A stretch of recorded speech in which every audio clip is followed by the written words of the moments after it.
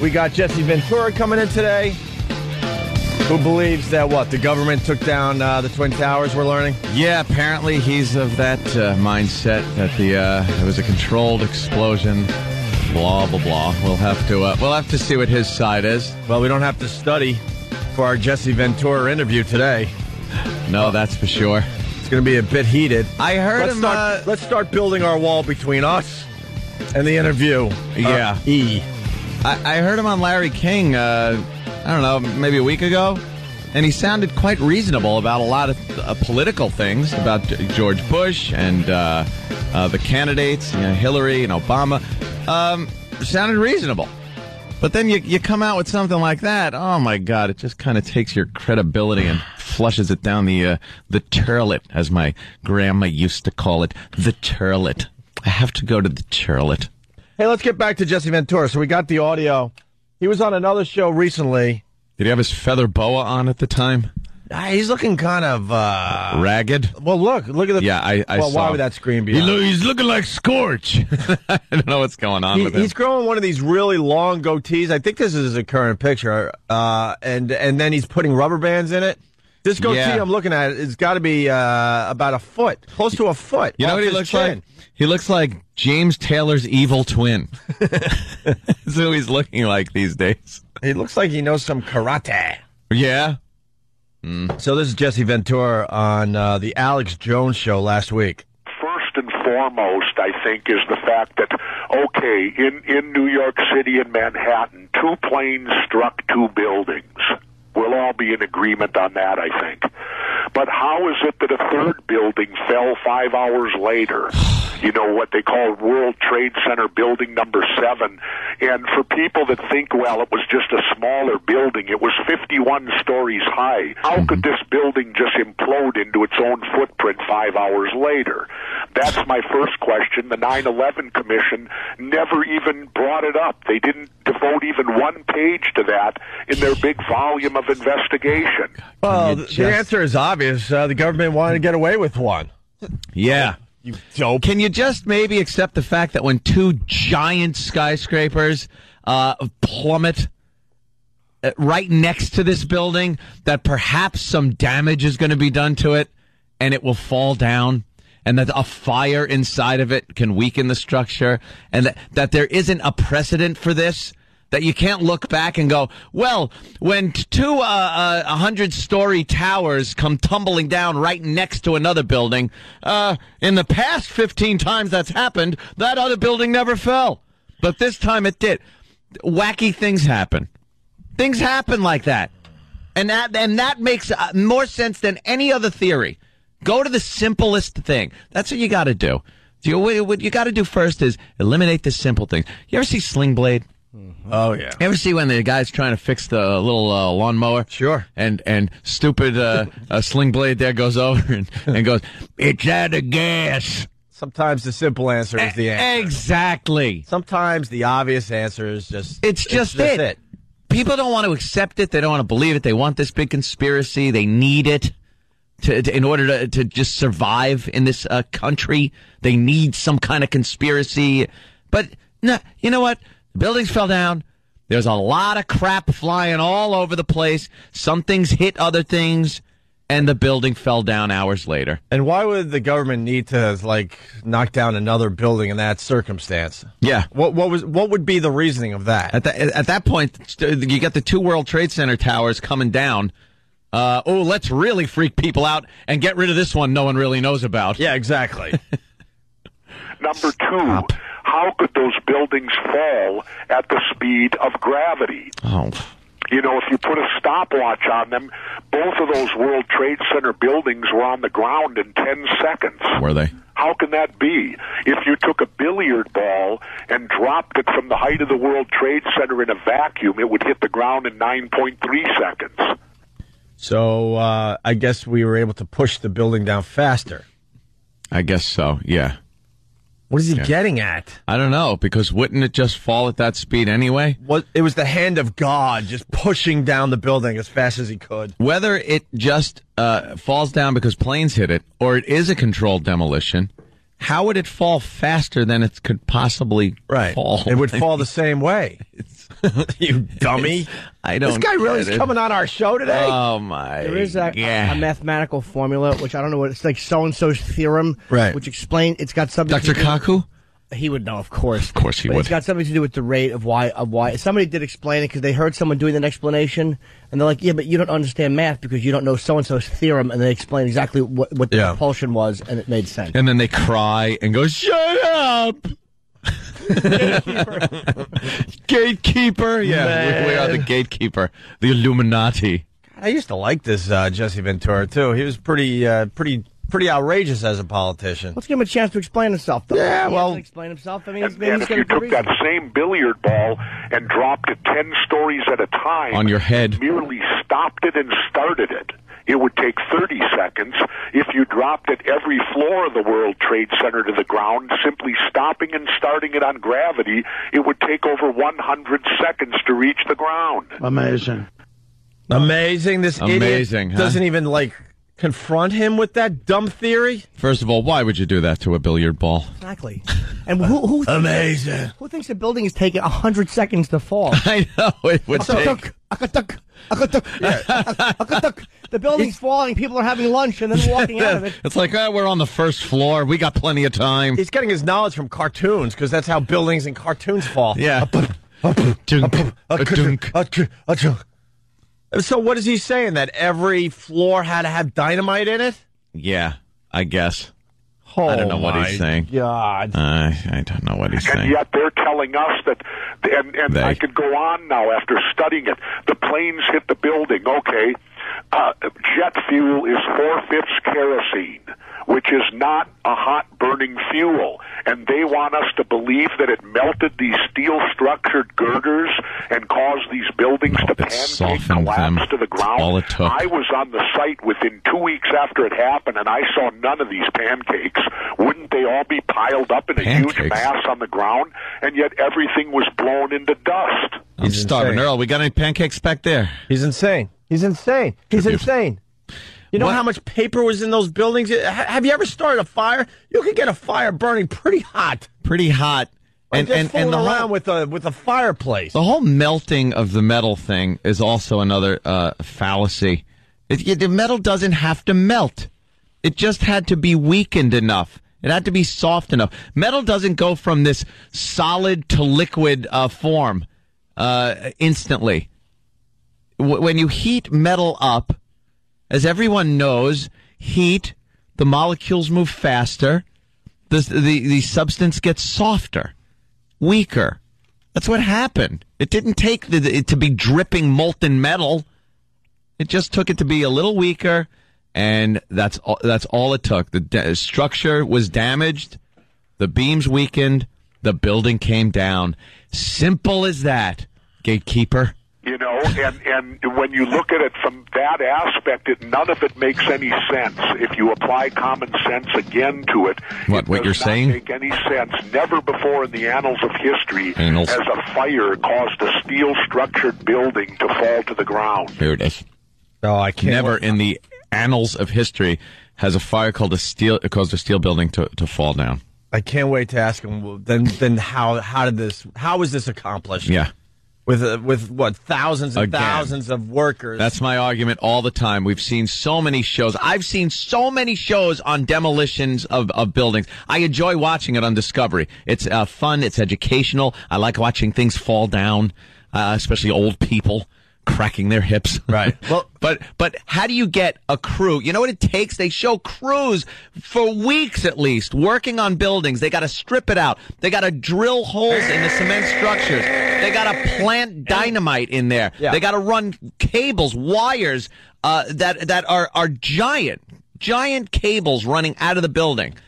They put come-alongs and springs that pull the beams in towards each other. How do you do this while people are typing? And how do you wire it all together to one little kapooey thing? To one hitting kablammy thing. Yeah. The plunger thing that Wile E. Coyote pushes down and cleverly. Time for the kapooey. I don't know how, but the Roadrunner has taken the dynamite and moved it right behind the stupid coyote, and he never knows. Well, he hits the plunger. Also, the tragic ending of Tom. Tom from Tom and Jerry all the time. Yes. He does that constantly, blowing himself up with the plunger thingy. Well, this is what Ventura thinks happened. You've worked with explosives. What does it look like to you? Another radio guy. He's worked with explosives? I got to stop our Jesse Ventura audio to point out another radio guy. Worked with explosives. Another man-cow like this sounding guy. Why talk in your normal voice? Oh. Thank you, Brother Weeze. Thank you. He's out of work right now. He's the king of Rochester radio. I thank him for teaching me the best lesson ever in radio. Simply go on the air and use your regular voice. Because I was a radio guy back in the day. Were you? And then Brother Weeze said, he basically slapped me one day. Well, now, that was more character-driven crap. But then he slapped me, and said, just use your regular voice, and you'll be ahead of everybody. Listen to this guy. You've worked with explosives. What does it look like to you? Well, upon looking at the film in super slow motion and the way the building fell and comparing that to the way that they do like a controlled demolition of a hotel in Las Vegas, they both fell identical. And it just is beyond me. And I kick myself for when it initially happened that the light didn't go off. But again, I was so shocked that this thing had even taken place that I apologize for not being more aware, but I don't think I was alone, as were most of the people in the United States. Wow, even if they took me into the basement of the White House and said, all right, look, man, you're a pretty powerful person now, so we got to tell you what happened. Mm-hmm. You know, the Bill Burr bit, or who came up with that bit on the show? It's brilliant. Well, Bill Burr is always saying that, so I'll just give him credit. I think it might be Bill Burr, and they take you into the basement of the White House and go, look, it's true, look, and they prove it to me, that they show me all the paperwork, I would still not believe it. Still go, come on, you couldn't pull that off. Right. I don't care what you did. Show me the Kennedy thing, how you got rid of him. Show me all the other fun stuff. Right. But no way in hell did you do that. Jesse the Body Ventura. He seems like a pretty bright guy. Well, I guess he was at some point. Let's say hi to Loved Nigel. him in Predator. Loved him. Who didn't? I loved him when he was doing the WWF stuff. Yeah. When he was the commentator, ringside. Fantastic. Had feuds with Hulk Hogan. Yes. Let's say hi to Nigel in Kentucky. Nigel. Good morning, gentlemen. Hey. Unless I'm severely mistaken, the guy with the radio voice is Alex Jones, a conspiracy theorist who has his own little show, and he delves into this topic often. That's kind of, you can't blame him even, because if you find a niche like that in radio where you're a conspiracy guy, that's kind of cool. You can sit there on the air and just kind of blurt out all this stuff, because I'm sure it gets the phones ringing, and, you can't even blame him. Yeah. Stupid radio voice. Oh, no, I'm just blaming him for the radio. I'm so It's a good gig. It's like, the hard right-wing, guys. Oh. You think they live their entire life like that? Come on. But they got a great gig going, so they do it. Jimmy, give me your radio voice. Ooh. Oh, thank you. Oh, that's a good one. Jesse, what are you trying to say? Well, Jesse, I think that's fantastic. It's very interesting. I think you got to put a lot of olives in your mouth. Now, if I had a cue ball in my mouth, and I do. So Why do you think the government would do that? Ooh, that's good, Jimmy. Thank you. Yeah, I like that. I see enough of these hacks when I'm on the road. Do you? I got a bright idea. I've been thinking about this for a while, and then listening to, what was his name again? Alex what? Alex Jones interviewing Jesse Ventura. Yeah, with his radio voice. Radio voice.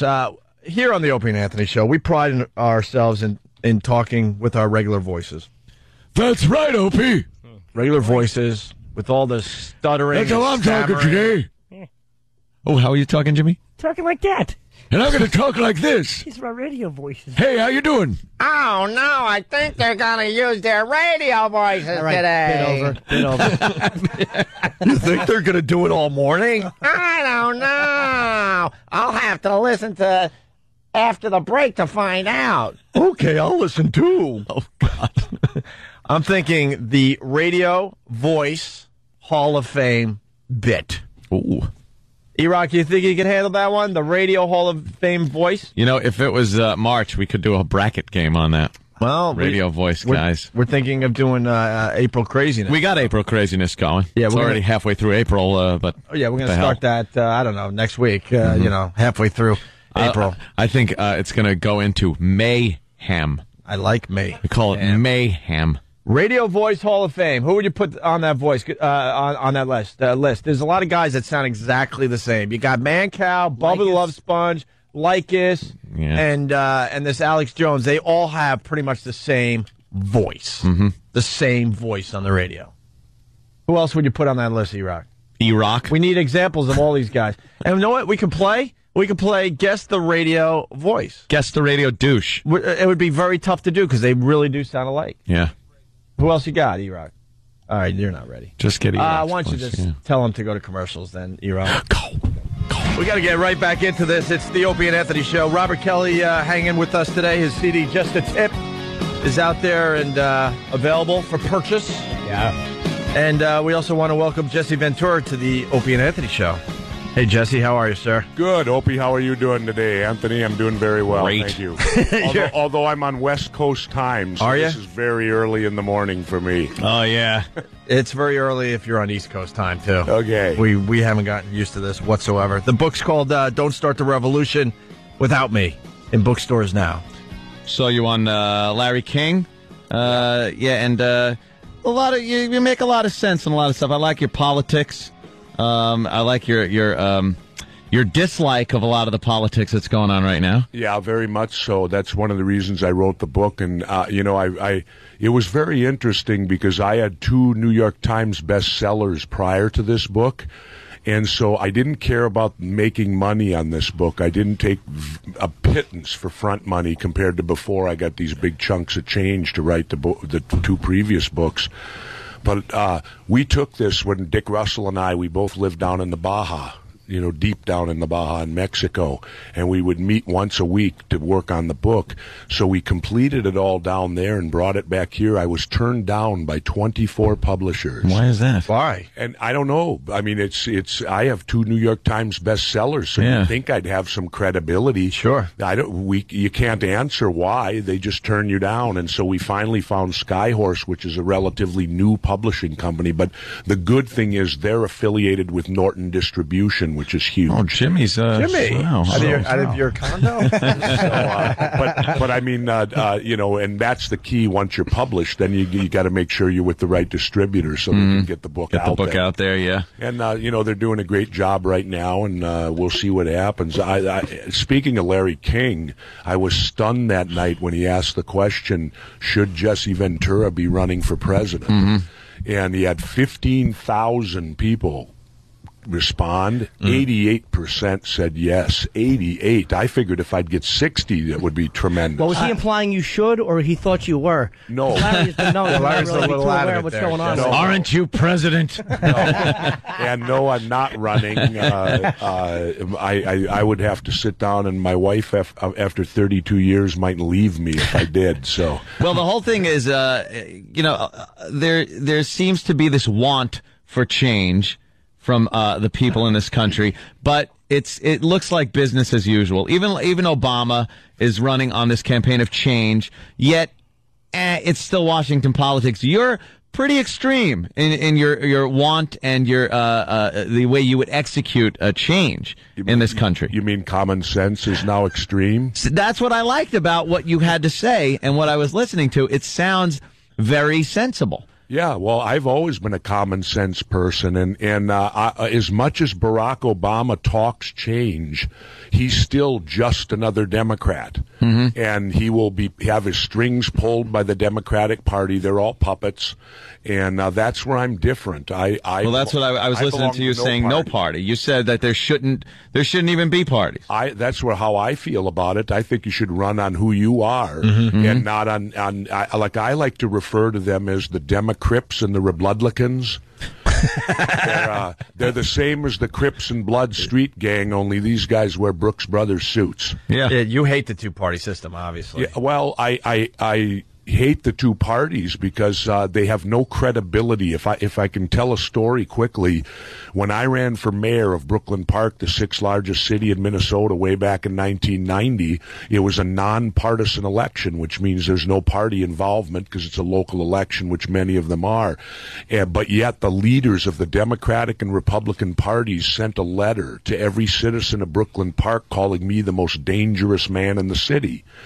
Well, I ended up winning the election, defeating the 25-year incumbent 67% to 33%. Right. 2-1 to him. I won all 21 precincts, including the one he lived in. That's got to be a message. You can't even win with your neighbors. Well, here's the point I'm getting to. After I won that election, 2 weeks later, these two parties then came courting me independently to join them. Mm-hmm. And I said to them, but why would you want the most dangerous man in the city? A month ago, you wrote letters to the people of Brooklyn Park, and now because I won, I'm now an important person who should be part of your party. You don't even care what I stand for. And that showed me clearly they have no credibility whatsoever. Yeah, that's part of the Washington politics where they'll beat the crap out of each other. Yeah. Well, I'm talking about now with Obama and Hillary especially. Yeah. They will beat the crap out of each other until one of them becomes the candidate, and then the other one's going to hop on board and talk about how great they are. And where is the credibility? It's just none. Yeah. With them, they have no credibility, these two parties. It's whether you can win and deliver a victory for them, right? And then will you stay in line with them? March in their lockstep once you do get their nomination or go on to win as a part of their two parties. Mm-hmm. You obviously have a passion for politics. Why did you get into it so late in your life? I never really had a passion for it, and I never expected to get into it. It seems like it came out of nowhere, though, because we obviously all know you from the wrestling and it was a new job. It actually started in that mayoral race. Right. I lived in a neighborhood that had a big, huge wetland, and they were going to give us concrete curb and gutter. And of course, when they gather water, they have to put it somewhere. Well, we were right next to the Mississippi River, and it was illegal for them to put this water into the Mississippi River, so they were going to all pump it into this wetland. And 400 of us in our neighborhood signed a petition to City Hall and took it up there saying that was unacceptable. Well, we were voted down 7-0.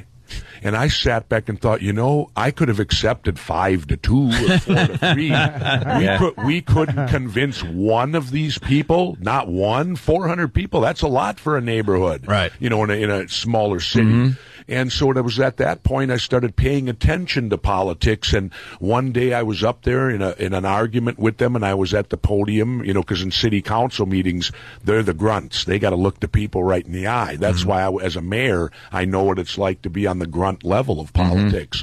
And I looked at the council and I said, and the mayor, the 25-year incumbent, and I said, you're going to make me run against you, aren't you? And I didn't really want to do it, but his buddy up there started laughing and said, you can't win. Oh, boy. And no one tells me that, that I can't. I'm a Navy SEAL. We don't believe in the word can't. And so I knew when I walked out that night I was running for mayor, and I became the mayor. Then I did one term. Could have been reelected. I went back to the private sector for 4 years, and then I saw an injustice happening in Minnesota where we had huge budget surpluses, and these guys were spending it. Now, what this means is that they budgeted, but because the economy was so strong, their taxes brought in millions more dollars than what they budgeted for. They have no right to spend that money like kids in a candy store. So I started saying if I were the governor, I would give this money back to the people. It's not theirs, it's ours. Well, I kind of, as you know, on radio, your credibility is everything, and I kind of backed myself into a corner by saying if I'd have ran for governor, and so then I ended up having to run for governor and amazingly won. Wow. Why no? Because it said here you in the back of the book it says you were one of the most highest approval ratings in history as Minnesota governor. Why did you not go again? I mean, because again, I believe that one of our inherent problems today in government is the career politician. Right. I don't think our forefathers had in mind that people would make 35 and 40-year careers out of getting elected, and the incumbent has a huge advantage in getting reelected. So I choose to only do one term and then go back to what I used to do. Imagine that concept, serving And when you're done serving, going back, I was one of 2 independent governors. A lot of people don't know that Angus King of Maine was a 2-term independent governor up in Maine. And ironically, Minnesota and Maine every year lead the nation in voter turnout. So if you offer a viable third-party candidate or a third candidate, you're going to get a much higher voter turnout. Well, Angus, after serving 8 years as mayor, the media charged up to him and said, "Governor, what's it going to be now? Congress, the Senate?" Angus looked down and said, "No, I'm going home." He said, I've spent 8 years. I got a lot of things at home that haven't been done, and I'm going back to do that. So, and the other reason, quickly, my wife's health.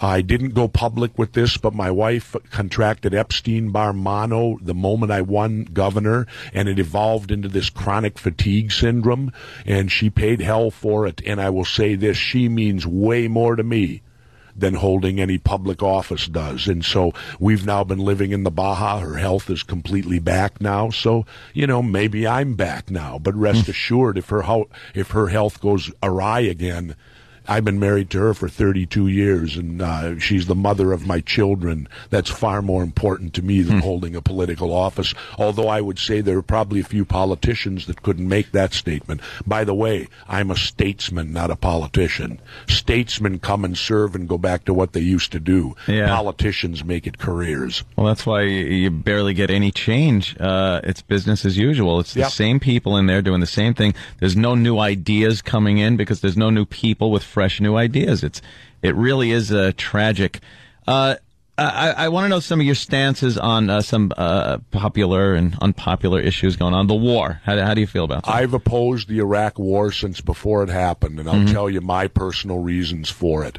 My father was a World War II veteran. My mother was a World War II veteran. She was a nurse in North Africa.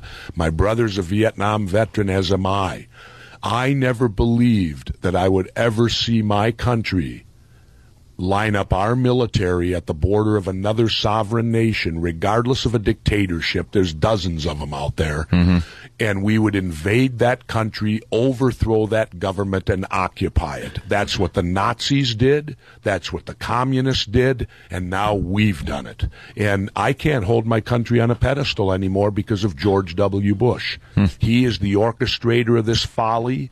He was a Vietnam draft dodger along with Cheney. I like to refer to them as chicken hawks. They were chicken when it was their time to go fight, and now they're hawks. And his National Guard service, if I would have served in the manner that he did, not showing up for duty station, allowing your flight physical to lapse by not showing up for it and losing your flight status of being a pilot, and all the things that he did, he dishonors my honorable discharge, because I do not believe I would have gotten an honorable discharge if I would have served in the manner that he did. He deserved only a general discharge, not an honorable one. When he took off and went to Harvard Business School, he was supposed to report to the National Guard unit up in Boston. He never did. That's an unauthorized absence. You get court-martialed for that generally. Now, you didn't fall for the thing. A lot of people were bamboozled by the weapons of mass destruction, and that was the reason we were going in. Because I got to be honest with you, at the beginning of the war, everybody was frothing at the mouth looking at this evidence on television and going, hey, if this guy's got all this stuff, maybe we do have to step in here, and he is a threat to national security and world security, the stability of the area. And then when we found out that this was all crap, all of a sudden the war took on this other thing of we must free these people. And again, the dictatorship, I don't care. If the people get aggravated enough at their leaders, there's supposed to be a revolution. This is the way it works, not some other country swooping in to put our values on people that don't really want. If you want freedom, you'll fight and die for it. Absolutely. Well, first of all, why was there a rush to war? He had no delivery mechanism. Even if he had weapons of mass destruction, you have to have a delivery mechanism to get him here. You think Saddam Hussein had rockets that could reach the United States? Absolutely not. We were keeping a close eye on him. And if he certainly could reach anyone else like Israel, if he tried, you think the Israelis wouldn't respond? Guess again. Yeah. The point was, what was the rush to war? the inspectors, he said he'd let them back in again. Why couldn't we wait 4 or 5 months for these inspectors to do their job? But it was like, oh no, we got to get in there before the inspectors get in there. There was this rush to war to get in there, and like Richard Clark, the only honest guy who in front of the 9/11 Commission, the only one who apologized for 9/11. Like he said, the day after, they were talking Iraq. Remember that? And he was saying, but it was Al-Qaeda in Afghanistan, and they were saying, no, get us Iraq. Right.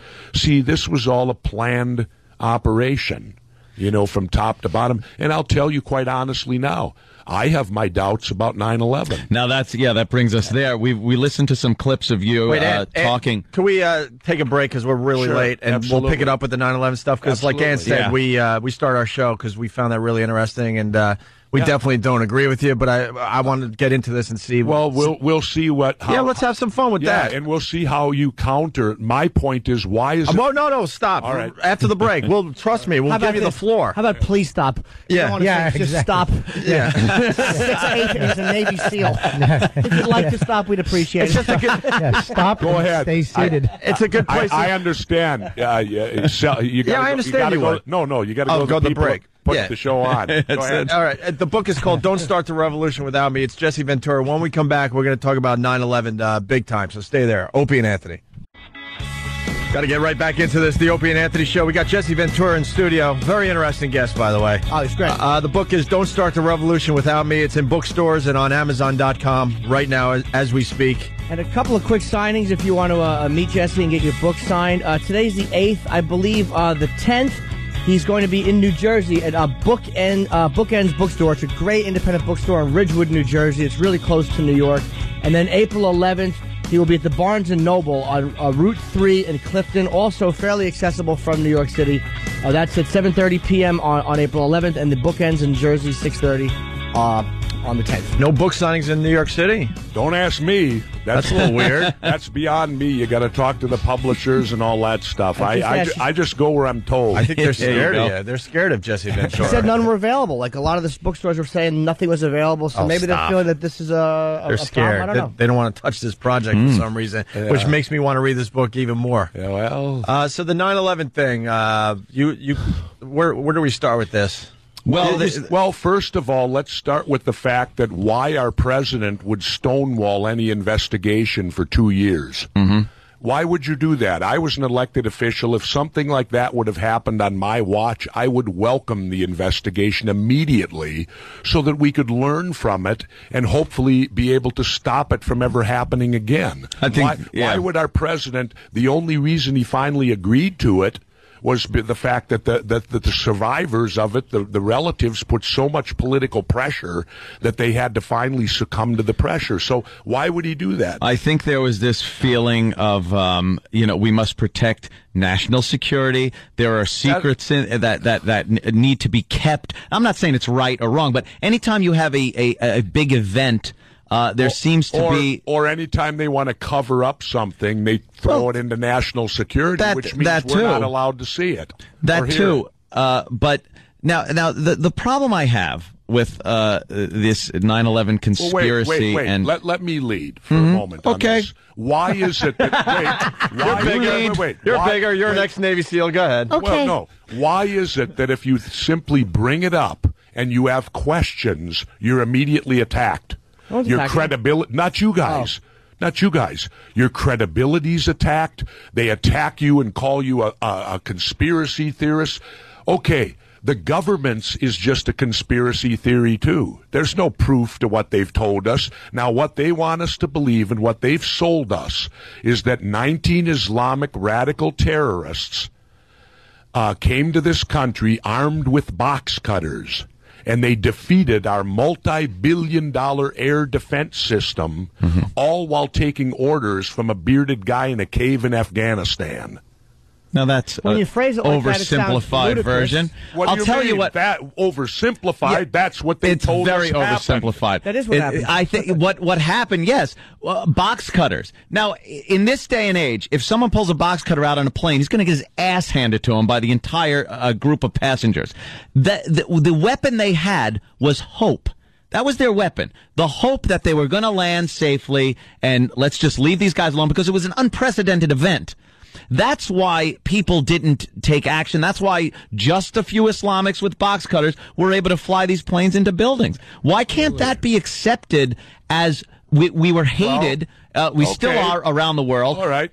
And these people decided. Okay. All right. Now, wait, Jesse, before you answer, one thing he forgot. What? And they had this from phone calls. From people. Yeah, the phone calls that don't work from that high. Right, but they were a lot lower when they were coming to the buildings. Oh, okay. Okay. Was that always make it convenient answer here? Well, that's accurate. Yeah. Okay. They weren't at 30,000 feet. It's the bottom line. They thought they had bombs. I'm saying that's another thing is they thought they were going to. How come we couldn't find the black boxes? The two black boxes, the indestructible black boxes that they've had planes fly into mountains and they find the black boxes. Yet the two that hit the trade centers, those convenient black boxes, could never be located. Did they also find no computer monitors or any of that stuff? Wait a minute. These are indestructible. They're designed to survive a crash. Right. Yet they found supposedly the paper passport of one of the hijackers. That conveniently they could find that, but not the black boxes. I would never say there's not huge inconsistencies. All right. Okay. Now let's go on. Let's go on to the strikes themselves. Explain to me how these buildings could fall at the rate of gravity. How they could fall at the rate of gravity? Yeah, if you took a billiard ball and dropped it in a vacuum, it would hit the ground in 9.3 seconds from that height. These buildings were down in 10. So what? Now, wait a minute. Go to physics for a moment. You've got a moving object hitting one that's not. They're telling us they pancaked all the way to the ground. What, with no resistance? But they also had... There was no resistance at all. There's also something with the building's design where they kind of bowed out like a bow because of the way the buildings were designed. I mean, there was like a... Picture two bows being kind of bent out, so things are just falling through. And there was also, I heard this argument made, and the building design. There's a formula which explains the building why. was designed to withstand a 707, which is a bigger plane. Right. But first of all, and all these things that you're saying, like the fact that this all I'm doing is asking questions. I know, but I'm saying that we're trying to give some kind of common sense answers, and we give a common sense answer. You're like, well, that's because every answer you have is convenient. They weren't at 30,000 feet making those phone calls, and if this blithering idiot government could pull off this massive conspiracy, why do you do it with airplanes? Why don't you just? I mean, if they could go through all this. Why don't you just park two trucks in the basement like was done in '93 and do it that way? A, you kill more people. B, you remove the nonsensical, the equation of the airplanes, all the phone calls that were made to loved ones. There's Arabs on the plane. Yeah, and said. You know, some of those neat phone calls that were made, did you ever call your mom and use your last name? Some of the calls, the last name was, "Hi, Mom, this is..." And they used their last name. So what's the explanation to that? That's irrelevant. Yeah. Those are small things. Let's talk about... Maybe they were doing that to leave a final record of themselves. Let's talk about the plane fuel. It's 4/5 kerosene. Plane fuel. Doesn't burn hot. Kerosene. Now, if you use a burner when you go camping, you use propane. That burns way hotter than kerosene. So by using their logic... if I turn my propane camp stove on for like 4 hours with the flames, shouldn't the grates melt? But they don't, do they? Yet they have us believing that kerosene could melt I-beam construction steel in a building. It just softened it. Wait. And the smoke got continually darker. Now, any fireman will tell you that when smoke gets continually darker, it's because of lack of oxygen, which means the fires were cooling, then why don't not getting hotter. Firemen don't agree with you. Firemen think that what happened. A lot of firemen agree with me. I've never met one. We've had a tremendous amount of cops listen to this show. I've never met a fireman that's thought that. All right. Ever. All right. Getting back to the original thing, why, if you bring up questions on this, are you attacked? No one's attacking you. We're bringing up questions. You. But we're bringing up questions, you know what? too. We're bringing up questions, too. You're not answering the questions. I'll answer you. I don't have the answers. Okay, I'm not saying that I do. I'll let you know why. Nobody's given me an adequate answer on. And okay, now I realize that the world probably knows more about demolition than I do. Even though I spent 4 years as a member of the Navy underwater demolition team, and I was trained by Chief Warrant Officer Casey, who I consider the greatest demo man on the planet. But yet don't judge me to have any knowledge of demolition. But then don't you know that what it takes to bring down a building in a controlled blast, right. the preparation work, the time, the stripping of the building, the pulling of beams with come-alongs. How do you do that in an office building? Okay, all your four main structured beams were severed perfectly towards the inside. That's what you do with a shape charge so it doesn't blow up outside. Now, where did this happen? Right in those buildings. But how do they get it done without anyone noticing the work that was being done? If you check on it, you'll find out that there were floors shut down weeks prior to for maintenance work where people were told not to come into work that day because they couldn't get to their floor that day. Maintenance was going on. My next point is this. How do two planes drop three buildings? World Trade Center Building 7, 51 stories high.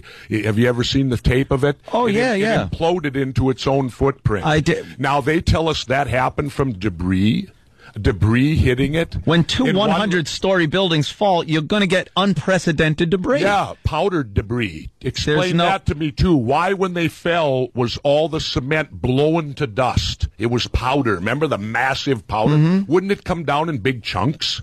It did come down. There were some of the upper part. It did. Yeah. Where did all this powder come from then? All this powder, and look. Maybe what was inside. That the was building cement. The way the towers were built, obviously the metal outer structure, and then the inner structure was the cement floors. Those powdered. The metal structures went out. If you watch the tapes, you can see them peeling like a banana peel out to the sides. That debris wrecked a lot of the buildings down there. It made one of them look like it had a claw mark right down the. I was there a week after it. Yeah, I was too. We all were.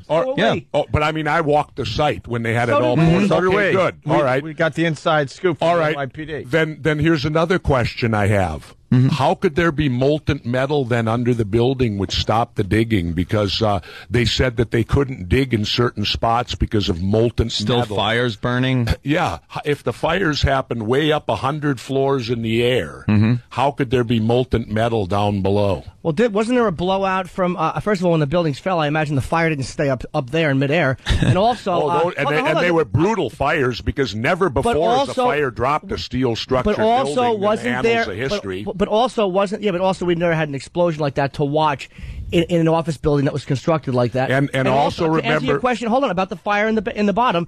It was also alleged. Didn't you see the footage that was made by those French documentary guys?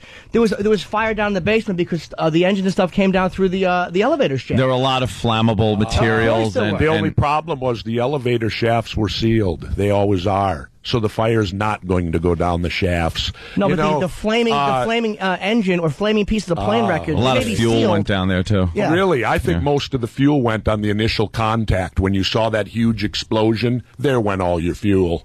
What have you said? You're getting like Hollywood. You never run out of bullets. No, it's in Hollywood, when you have a gunfight, isn't it neat how they never run out of bullets? Where in reality, you got to carry it all yourself. But Jesse, what about the path of least resistance? What about looking at this as an objective person and saying there were extremists that despise us as a country? Whether their reasons are valid or not, I'm not even getting into that. Right. But they despise us as a country. They came up with a great plan and kicked our ass. Yes, they defeated our multi-billion-dollar yes, they did. System. They did. Unfortunately. Okay. Time out now. Now, I'm going to ask this question. Okay.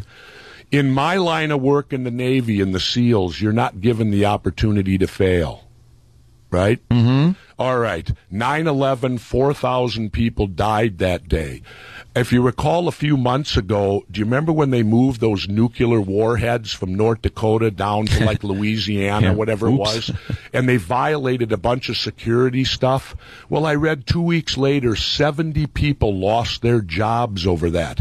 Now, with this huge, massive failure of our air defense system, why was no one fired? Because the people who allowed it to happen, unfortunately, were the captains who opened the door and got their throats cut. Did they really violate the air defense system? But they were commercial airliners. No, you can't. No. They were commercial airliners. Wait. How did they violate the air defense system? Simple. Because you remember when Payne Stewart died? the golfer? Yes. He took off from Florida in a private jet, not even a public one, a private jet. They lost contact with him. Within 20 minutes, they had a fighter jet up on the wing.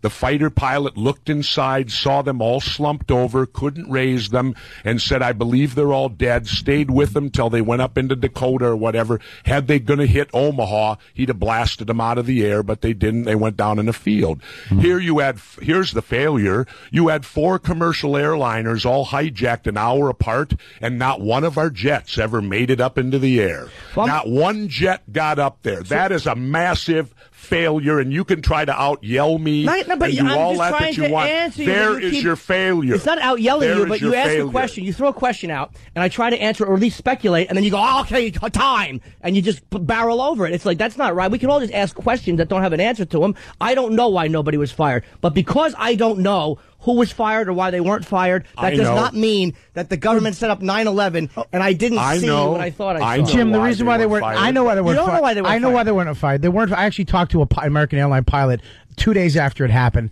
and it was protocol. They had to negotiate with terrorists. Anybody who was going to take over the plane, they had to go out and talk to them and try to negotiate to get the plane down and keep everybody safe. That's what they were supposed to do. They weren't. Now it's lock the door. Nobody gets in. We drop the plane. I'm not even talking about that. I'm talking about our air defense. Our air defense, right. Why weren't they up there? Where were they? They totally and 70 people lost their jobs or were demoted over this little spectacle in North Dakota. This one, nobody lost their job. Why? Well, if you start firing people, then there's going to be investigations, aren't there? But if you don't fire anybody, business as usual, everything moves right along. So you think that the supervisors knew that commercial airliners were by our government, were being flown into buildings through this whole thing, or just... But they knew they were hijacked. I've been there. So why didn't... I've been there, and I've watched air controllers. Every plane in America has people watching it at every second. These planes went out and made U-turns over Ohio and all that and started heading back this way. Where was the bells? Well, all they got to do is say, we got a plane that's way off course. First of all, there was no thing, we're hijacking this plane. Well, wait a minute. No one could believe it because we were all doing war ops up in Alaska at that time. The air traffic controllers couldn't believe the flight pattern. They didn't know exactly what was happening. No one said, this is a hijacked plane. This is what we want. So all they did was they lost communication with pilots. They saw them flying erratically, and then all of a sudden one hits the building, and then X amount of minutes later, the other one hits the building. An hour later. Okay, whatever. But what does that mean? An hour later? So what does that mean? What do you think happened? That means that somebody had people standing down. That's JFK, Oliver Stone terminology. But I'm saying to stand down. So the government called the military. Have you been in the military? No. But I'm asking you. Have you been in the military? And I'm telling you no. Okay, then you don't know. But I know stand down is a real term. But I'm saying that was from the movie JFK. Someone said stand down. So do you really think someone called and said stand down? You can't keep a secret between 10 people, but all of a sudden, this massive thing that killed 4,000 citizens, everyone's willing to keep quiet about. No. I'll counter that with you by saying, what was Adolf Hitler's greatest quote? The bigger the lie, the easier the sell. That's great, but that is not relevant to this. Oh, it isn't. No, it's not. So if this isn't a lie. You couldn't keep tailhook. What was the one with the sexual scandal? Nothing is kept quiet. Adolf Hitler didn't have the internet working against him. Adolf Hitler didn't have digital cameras. You couldn't keep Abu Ghraib quiet. Abu Ghraib brought down the whole thing because of the digital camera was sent over the internet. The times are different. The information is transferred differently than it was back then with Hitler. That's not an accurate. It would be very difficult to keep something this magnitude quiet. There's so many people that would have to be involved. What about on the local level? What about the Air National Guard at the local level? That it doesn't go all the way up to the top. Yes, the conspirators. No, yes, that it do does. that, and they'd say don't. They say don't follow these planes or don't even don't even take off. Okay, let's say you guys are correct and it's all real. Still, somebody should have been fired. Okay, I'm not going to argue that. Maybe you're right. If what you're telling me is all real, someone should have still lost their job. Do you think... Because our multi-billion-dollar air defense system failed miserably. Do you think it's reasonable to assume people weren't fired because the focus, and I'm not saying this is right either, but this is a little more acceptable to me, that the focus wasn't to be put on people that effed up here in this country, but the focus was to be put on the Islamic militant fanatics that did this to us. Yeah. Instead, why sit around and start firing and blaming people for our lack of security when the focal point is the hatred that these people had for us? And you know what? I remember back, and how old are you? 44. Okay, you're a little light, but I remember back when I was trying to get laid by younger women here. When I was a young teenager, and they told me Lyndon Johnson got on television and said our boys are floating in the water. I remember when they told us about the Gulf of Tonkin incident, where they told us that North Vietnam had fired upon 2 of our ships, and that was the declaration of war that got us into the Vietnam War. Now, a couple years ago, I was teaching at Harvard, and McNamara, who was, I believe, Secretary of State or one of them at that time, he's now going around with the new film, The Fog of War, and he's admitted the Gulf of Tonkin incident never happened. Now, 58,000 of my generation were killed in Vietnam over an incident that was made up. It never happened. Now, do you think that, do you now understand why maybe I don't trust my government? Yes. No one is saying that the government should be trusted blindly, and no one is saying that they're not garbage on almost every level. I'm talking about this, and it's not some blind trust. Asking but you're a common sense guy, right? You're a common sense guy. Yeah. And yet, common sense, if they were going to do this, I mean, why not consider it? Why would you go through all of the possible things that could go wrong?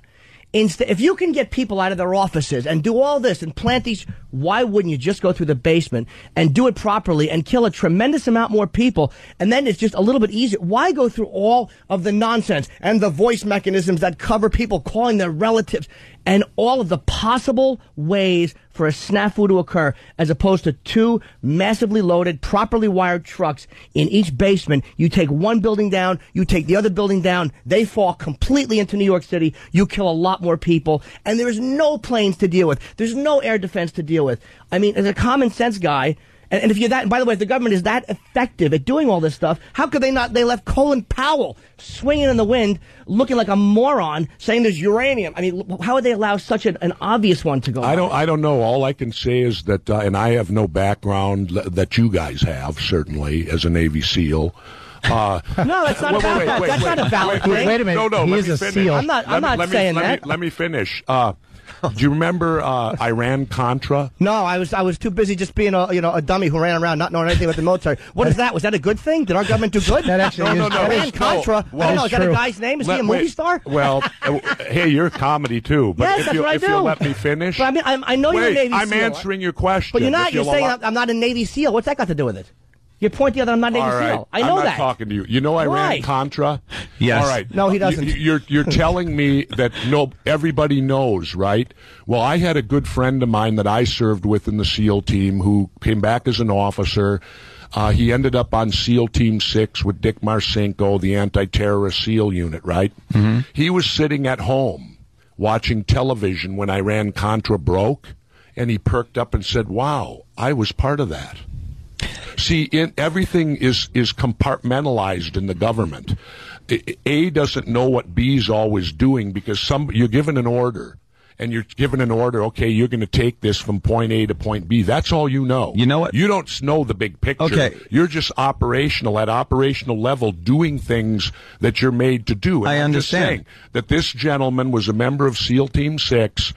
It was part of Iran. He had no idea he was part of Arms for Hostages. He was given a job to deliver something from point A to point B, and then when it broke, he then went, wow, I was part of that. Would he then admit to that? No, he wouldn't. Let me tell you the difference. Regular people, because it was an illegal activity, right. And if he admitted to that, he possibly could have faced charges. Let me tell you the big difference, though. And I'm sure you will. Your military experience does come into play when you're talking about things like the Gulf of Tonkin. Yes, and Iran-Contra.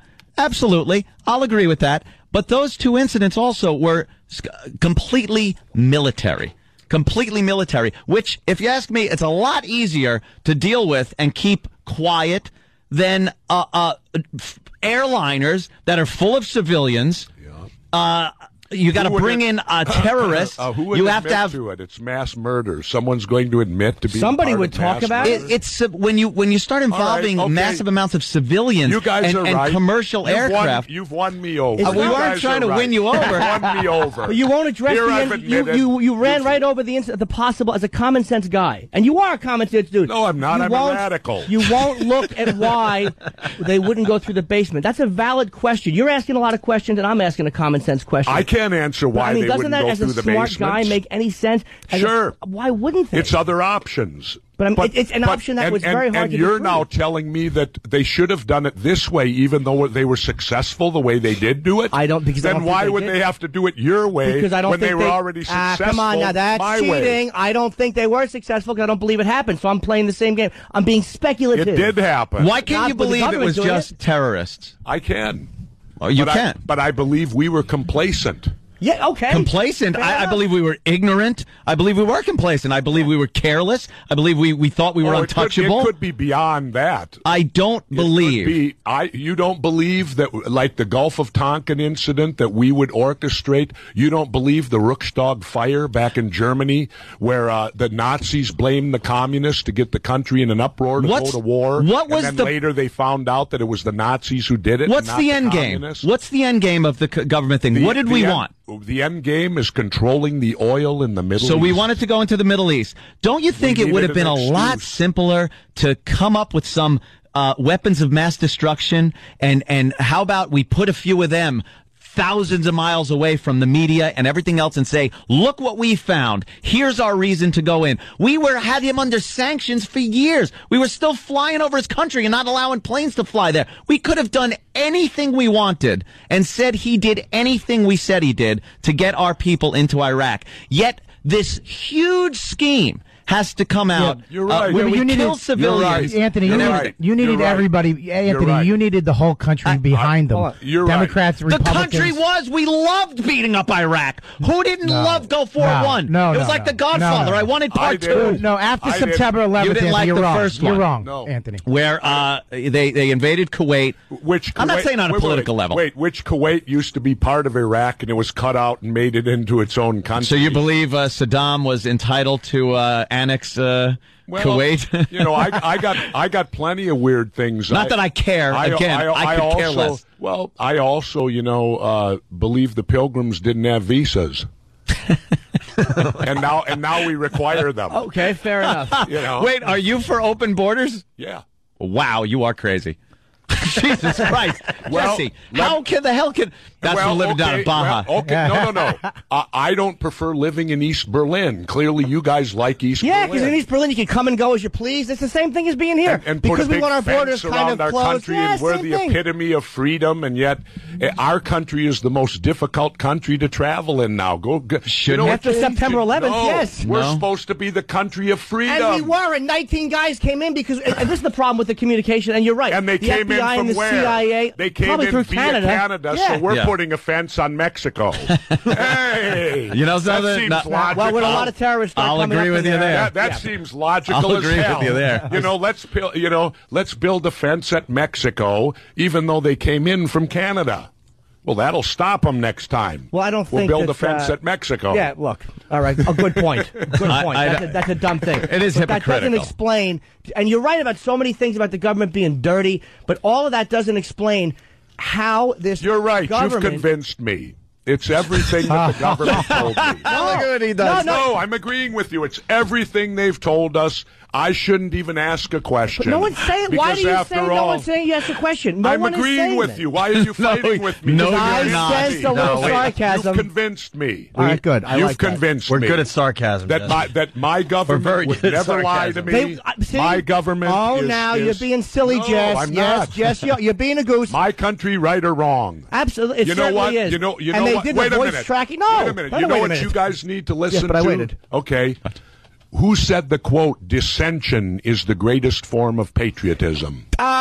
Bush in the planning room when he was going, and you do the voice tracking that makes their own families think it's them. Yeah, I'm not stupid. No, me too, because I think the government's always right, and they never I'll lie. ask you a legitimate question. I've been asking it to you, too, and you keep telling me I'm not a Navy SEAL. I don't know, obviously, or I would tell you. I would love to be able to just shut you down with a brilliant answer, but I don't know. Who said that quote? I don't know. Jesse Ventura. Doesn't matter. You're fine. But I don't know who said the quote. I'm admitting it. You convinced me. I don't know who said the quote. Jesse, why are you getting so frustrated? I'm not. I don't get frustrated. You'll learn something about us that in my unit. We don't get mad. We get even. Jesus Christ, we're all getting our throats slit tonight. And always remember, you have to sleep sometimes. Oh, Jesus. Especially you.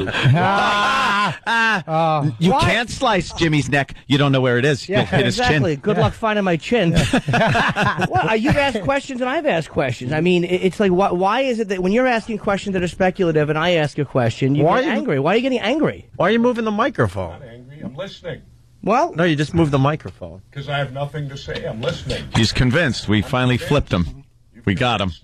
I don't think I've convinced you, but I do think there are some valid points that you're thinking of. I'm sure you're not convinced. No, you've convinced me. But no one is saying the government's always honest. No one yes, is they saying are. That. No. My country, right or wrong? No, not black or white here. We're not talking. No There's a gray area, but I think you're way over to one side of this gray area now, and we're on the other side. I think we can agree that our government has been dishonest in the past. Absolutely, it's been proven.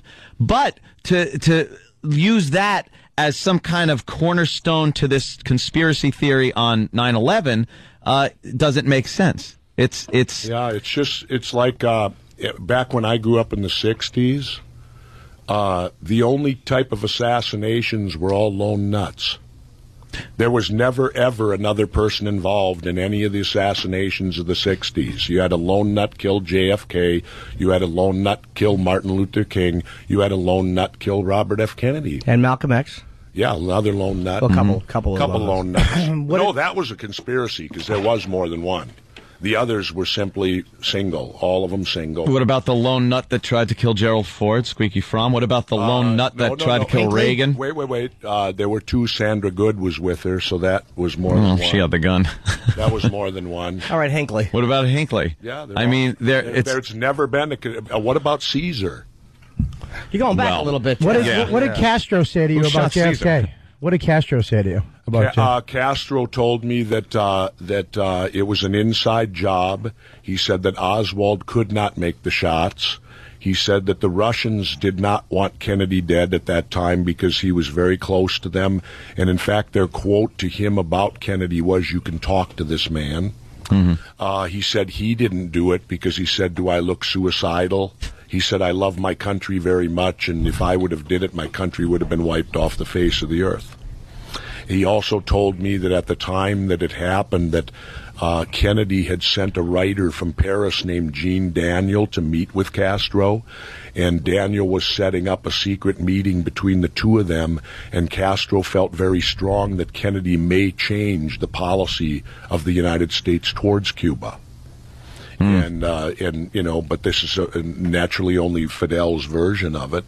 And had Kennedy done that, I'm sure there would have been a lot of angry people in this country who still believe that we should have this policy. I find it very interesting that we will trade unlimited with China, who is communist. I agree with this wholeheartedly. And yet Cuba, we don't, but I know the answer.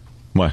Well, the answer is truly very simple. When Castro came in, he threw out all of our corporations. China's welcoming our corporations. So there's your example. If you welcome corporate America will wheel and deal with you all you want.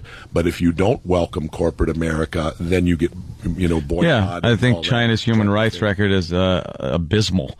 It's just, and why we have any kind of relationship with them is beyond me. I think the Cuban problem also is the fact that they're just holding a grudge against Fidel. I think there's an actual grudge that, this guy was the last communist holdout. I can't believe our country would do that. I could. Our country. Absolutely not. Us. I could. We would never hold a grudge. No, sir, we're perfect. We don't ever tell lies. Apple pie and baseball, ladies and germs, because that's what I believe. That's right. That's what I believe. It's all juggling and smiles, and Mom pecks you on the cheek. I don't think I ever did nothing wrong. No, sirree, Bob. I agree with you. They're terrific. We have to take a break. George Bush won fair and square. I think we have to agree to disagree on this one. Yeah, we might have to. No, you've convinced me. I won't ask we don't think we know sarcasm, sir. I won't ask another question about it. I got it straight right here. Neither will I. I'm fine. That's right. If you're going to ask the question, though, just remember basement. Why not the basement? That's a good question to ask. And why not? I guess you're an experienced guy that would know that. Not just common sense. Like you said, you use common sense. And I ain't no Navy SEAL, but I have common sense, too. And it does tell that if you're going to go through 500 steps... I can look at you and know you're not a Navy small, SEAL. wimpy guy. Small, wimpy guy. But you know what we're good for? Using our heads. You know, while I was sitting around just being an overfed little fat boy, I used my head. And I thought common sense things all day. Yeah. Well, he kind of looks like a seal. If you look at him, It looks like a seal. Stop if you throw a ball, he'll actually bounce it on his nose. All right, listen. The book is Bobby piling on. What are you gonna do? I don't want to get beat up. The book is Don't Start the Revolution Without Me. It leads off following your life as the governor of Minnesota and his decisions to leave politics after his first term, right? Not really. The book is about. All right. Well, summarize.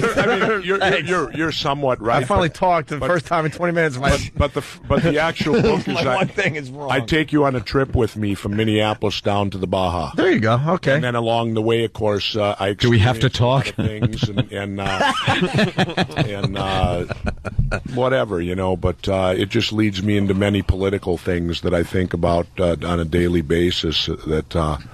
About our country and all that stuff, and you really need to understand, too, guys, that I'm not very patriotic. My mother was a World War II vet. My father was a World War II vet, and my brother and I are Vietnam vets, but we're not a patriot. I think blind patriotism is one of the most dangerous things ever. Absolutely. And I don't agree or believe everything the government throws out at us. But there are certain things that I think can be looked at with common sense and using your own head. And that's where I stand on the whole thing. Jesse, you're a very interesting guy. Love having you on the show. I love when Jimmy gets so impassioned because we don't agree on something. This will bug the crap out of him for weeks, and anything that bothers Jimmy, we love. He's won me over, man. See? With his common sense and his knowledge of everything. And, you won me over too. I mean, look, something happened in 1960, and that's exactly the same thing that happened in 2001. I mean, I can agree with that. Well, remember, history repeats itself quite often. Absolutely. If you ever tried reading. No, I don't read at all. I don't read. Then you'd know. I watch TV, and they tell me what's going on, and I go, well, that's that. There you go. That's what I do. There you go. My God. I don't write neither. I got a crayon. Can I ask you something? Sure can. How many books did you read last winter? Not many. I was writing one. Face! Great. Well, I wrote one and read 16. But it was about me on that time. Good for you. That was about me. Plus, I do 5 hours of radio a day. No time to read. Ball's in your court. You read 16? All right. Well, what kind of books were they? Plus, I don't believe everything I read. So apparently, you believe everything you read. I don't. I watch and make my own I'm glad decisions. you think for me, too. I do. Why not? Yeah, absolutely. I mean, I'm not a Navy SEAL. I can't fight for you, so I might as well think for you. Because that's what short little nobodies do. We just sit around and think all day. I want to see him do that thing where he grabs Jimmy's head and just goes I'd prefer not to see that. Anthony, can you not say that? Hey, Jesse, I just want to let But by the way, I was also a bestseller. I'm sure not as high on the list as you were, but I was also a nonfiction bestseller. So that's what I was doing last winter to kind of counteract your implication that I'm an ass who doesn't read. I was doing that. Yeah. You're writing your He's an second ass book that now. does read. Yeah. Well, like I said, I did mine and read 16. All right. Well, you did more. So point Jesse. But you asked me how many I read. But then again, I live where I don't have a TV, so that helped too. Well, okay. Well, if you did, then maybe we'd have a different argument. Like maybe you'd watch some of the footage over and over and go, "Oh yeah, that's kind of what happened." Well, I wrote a blog Not on having my a TV MySpace. doesn't make you smarter, though. You miss a lot of good shows. The Wire. I recommend it highly. Amazing. All right, we got to go. We got to take a break here. Jesse, thanks, man. You are. I mean, I'm done. You guys told me I'd have the whole hour. I say you stay. Well, yeah. Well, we're running out of show. Let's go to other topics. You know, you guys got me off on that one. And join us. All right, good. There's plenty other topics. We've run out of show over here, but you could join us over at XM. No problem. Then we'll really. I got other commitments. And then we'll curse it. So. We'll start cursing over there. Call it quickly. Plug real quick the book signings he has. Yep. Jesse has 2 book signings. He has one. Today's the 8th. The 10th is 6:30 p.m. It's at Bookends. It's a great bookstore in Ridgewood, New Jersey. You can fit a lot of people in there. And then April 11th, the next night, is very accessible from New York. Barnes & Noble on Route 3 East in Clifton. It's at 7:30 p.m., so you got time to go there after work. So you got 2 shots over the next few days to go and get your book signed. And it's called Don't Start the Revolution Without Me. Jesse's obviously a radical thinker and obviously a good writer. It's kind of weird that you would plug him because he doesn't like you right now. I don't care. You get into a nice heated dispute. I like him. You can respect each other and have a heated dispute. I like it. He's convinced me. All right. There is a little bit of truth in that. He doesn't want to admit it, but there's a little bit of truth. I raised questions he didn't like, and that's the problem. And I did too, that you didn't like. No, you didn't. Are you guys none? Not a 1. We got to take a break. scary? Call Opie and Anthony, 866-WOW-WOW-WOW, 866-WOW-WOW-WOW. Shock Jocks, Opie and Anthony. Shock Jocks. Opie and Anthony. Shock Jocks. Opie and Anthony. Shock Jocks. Opie and Anthony. In case you're wondering, it continued during the break. We're back with the Opie and Anthony show. Pretty much just to say goodbye because we're really, really late. I want to thank Robert Kelly for stopping in. His Just a Tip CD/DVD is out in stores right now, and you can get it through Amazon.com as well. Yes, Jimmy? I will be in Detroit this Saturday. I thought he was going to... What? I thought you were going to plug my CD for me. Yeah, I'll be selling it. Clutch Cargo's in Detroit this Saturday night, and then Caroline's the 17th to the 20th here in New York. You'll convince me to buy that CD. I would say the 17th to the 20th, Caroline. Gee, you plug Mike Babiglia's dumb DVD. You won't even give me one of your best friends a shot. Just get what I did. Oh, what'd you do? I'm sorry. I got it, Jimmy. Why am I dealing just with talk to dumbass?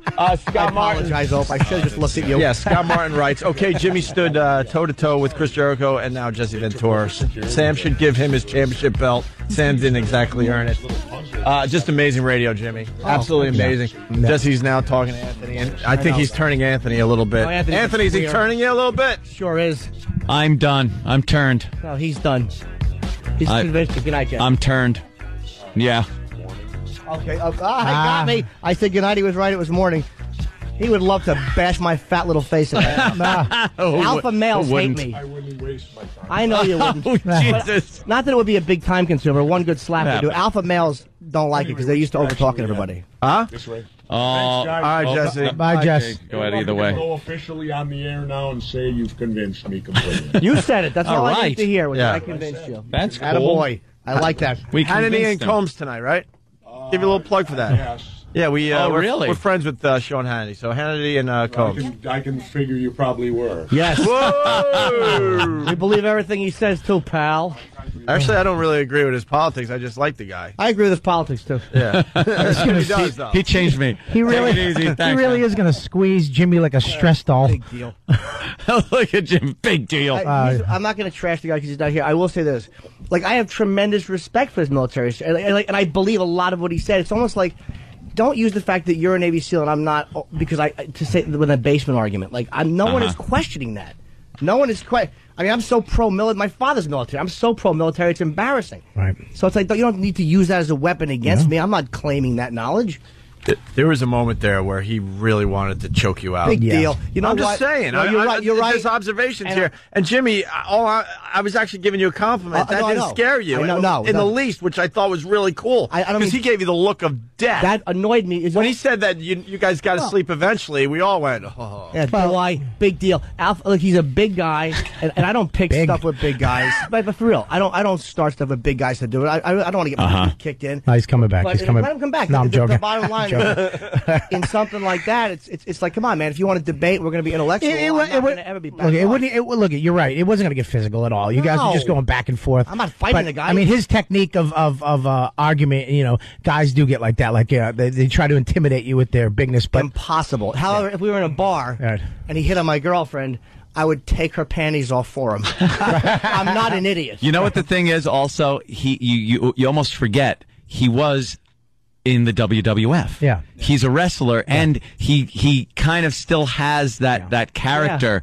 of a wrestler, which is, hey, you convinced me. Good, Go, and then that give and take kind of back and forth thing. Well, they used to actually. I mean, that guy like that. If you disagreed, had an argument, you would smack the guy on the head and, and go at it. Hit you with a chair. Yeah, that's kind of what they did, And Jimmy would actually just, go down. I'm not saying he isn't passionate and believes in what he believes, which but to me, that's fine. Right. That's fine. Believe what you want to believe and stuff, but don't put us on some far out ledge that we believe everything. Exactly. It's like just like he has questions and probably doesn't believe everything with this whole conspiracy thing. I'm not saying the government is completely honest with everything either, including 9/11, but we just disagree wholeheartedly on the methods used to get us into the Middle East. And also that argument, instead of going, okay, that's a valid, this is what bugged me. Instead of going on a valid point, that's a valid point, maybe I could consider that. It became, you've convinced me. It's like, you think I've never argued and I don't know arguing tech? Stop it. You argue a lot. I'm not going to badmouth the guy. I got to say, Jimmy did stick up to him, but every time he did give a line, he gave it to Anthony instead of looking him directly in the eye. To Jesse? Yeah, that's not true at all. Jesse looked Jimmy right in the eye a few times. I was just kidding. I was just kidding. I want to apologize to the fine people that listen to us and watch us on Pal Talk because it crashed during that. So. Well, there was a lot of people wanting to check it out. Yeah, I know. Right? Yeah. However, I would suggest the book. It's obviously he's a controversial dude, and he's a best-selling author. You can't, and he served this country. Certainly a brave man in Vietnam. Yeah. Nothing bad to say about him as a guy. And an entertaining wrestler. Yes. Apparently a good governor. He needs new jeans, though. Yes, he does. And you notice that too? Don't start the revolution without me. It's on sale now in bookstores. He had very old, faded jeans on. You can't trust a guy that has very old, faded jeans. When you see those jeans coming towards the bridge of your nose with a leg drop, and it got pretty exciting in here today. Yes, Bob. I'm going to be in Houston Improv this weekend, and today. My CD comes out in stores. Yes. Yeah, we really are pushing Bobby's CD big time. Robert Kelly, Just the Tip. Make sure you go and buy that. You want a lot of people to buy it today. I want them to go buy it because, I want, they think I'm going to sell 200 copies. I'd love to really stick it to Comedy Central. Also comes with a DVD. And look, as much as we tease Bob, he's a good comic, and it's a great package, dude. The cover's cool, all the stuff inside of it. If we just go out and just get it, man. Help Bobby out because it's worth it. All right, I want to apologize to the affiliates, but when you got radio like that, you can't stop it in the middle because then you're going to lose all the steam of it was so intense. The tension, you're going to lose the argument. It all just goes away if you break in the middle of that. So I'll tell you one thing. So we really messed up all the affiliates because they have to do another commercial break. So I apologize for that. I hope it was worth it. We'll see you guys tomorrow. We're off to XM. Bye. I want to start the show by saying this. Actually, yes. Doug B., I agree with you. He's writing us some feedback from work. I do believe that Rick Delgado was right and that Jimmy Norton does wreck the Opie and Anthony show. Wow. Now that's saying something. Jimmy, you were amazing. Oh, thanks, man. Thank you. I'm kind of depressed because I like Jesse Ventura. I still like Jesse Ventura. But I'm just amazed that a guy that is as bright as he is just believes what he believes. I'm just amazed, actually, because when we were preparing for the Jesse Ventura interview, it started being thrown around that the guy believes that we, meaning our government, took down the buildings on 9/11. And we're like, nah, it's got to be like a typo. We're not reading this right. And then we did more research, obviously, and we're like, no, he really believes, the Loose Change documentary and all that other stuff out there. Yeah. I don't trust the government. I don't believe the government tells us everything, tells the truth. Of course not. On anywhere near the everything. But he claims to be asking questions. I'm just asking some questions, but it's like, no, you're not. He doesn't want answers. Vehemently agenda-driven and defending. And a lot of those Vietnam vets don't trust the government, with good reason. But that doesn't mean just because the government is scumbags that they did this. And military operations that he brought up in the past, that the government was involved in deception, that's a lot easier to pull off than so many civilians being involved in 9/11. So many how many people witnessed the Gulf of Tonkin, the ship being sunk. How many people actually witnessed that?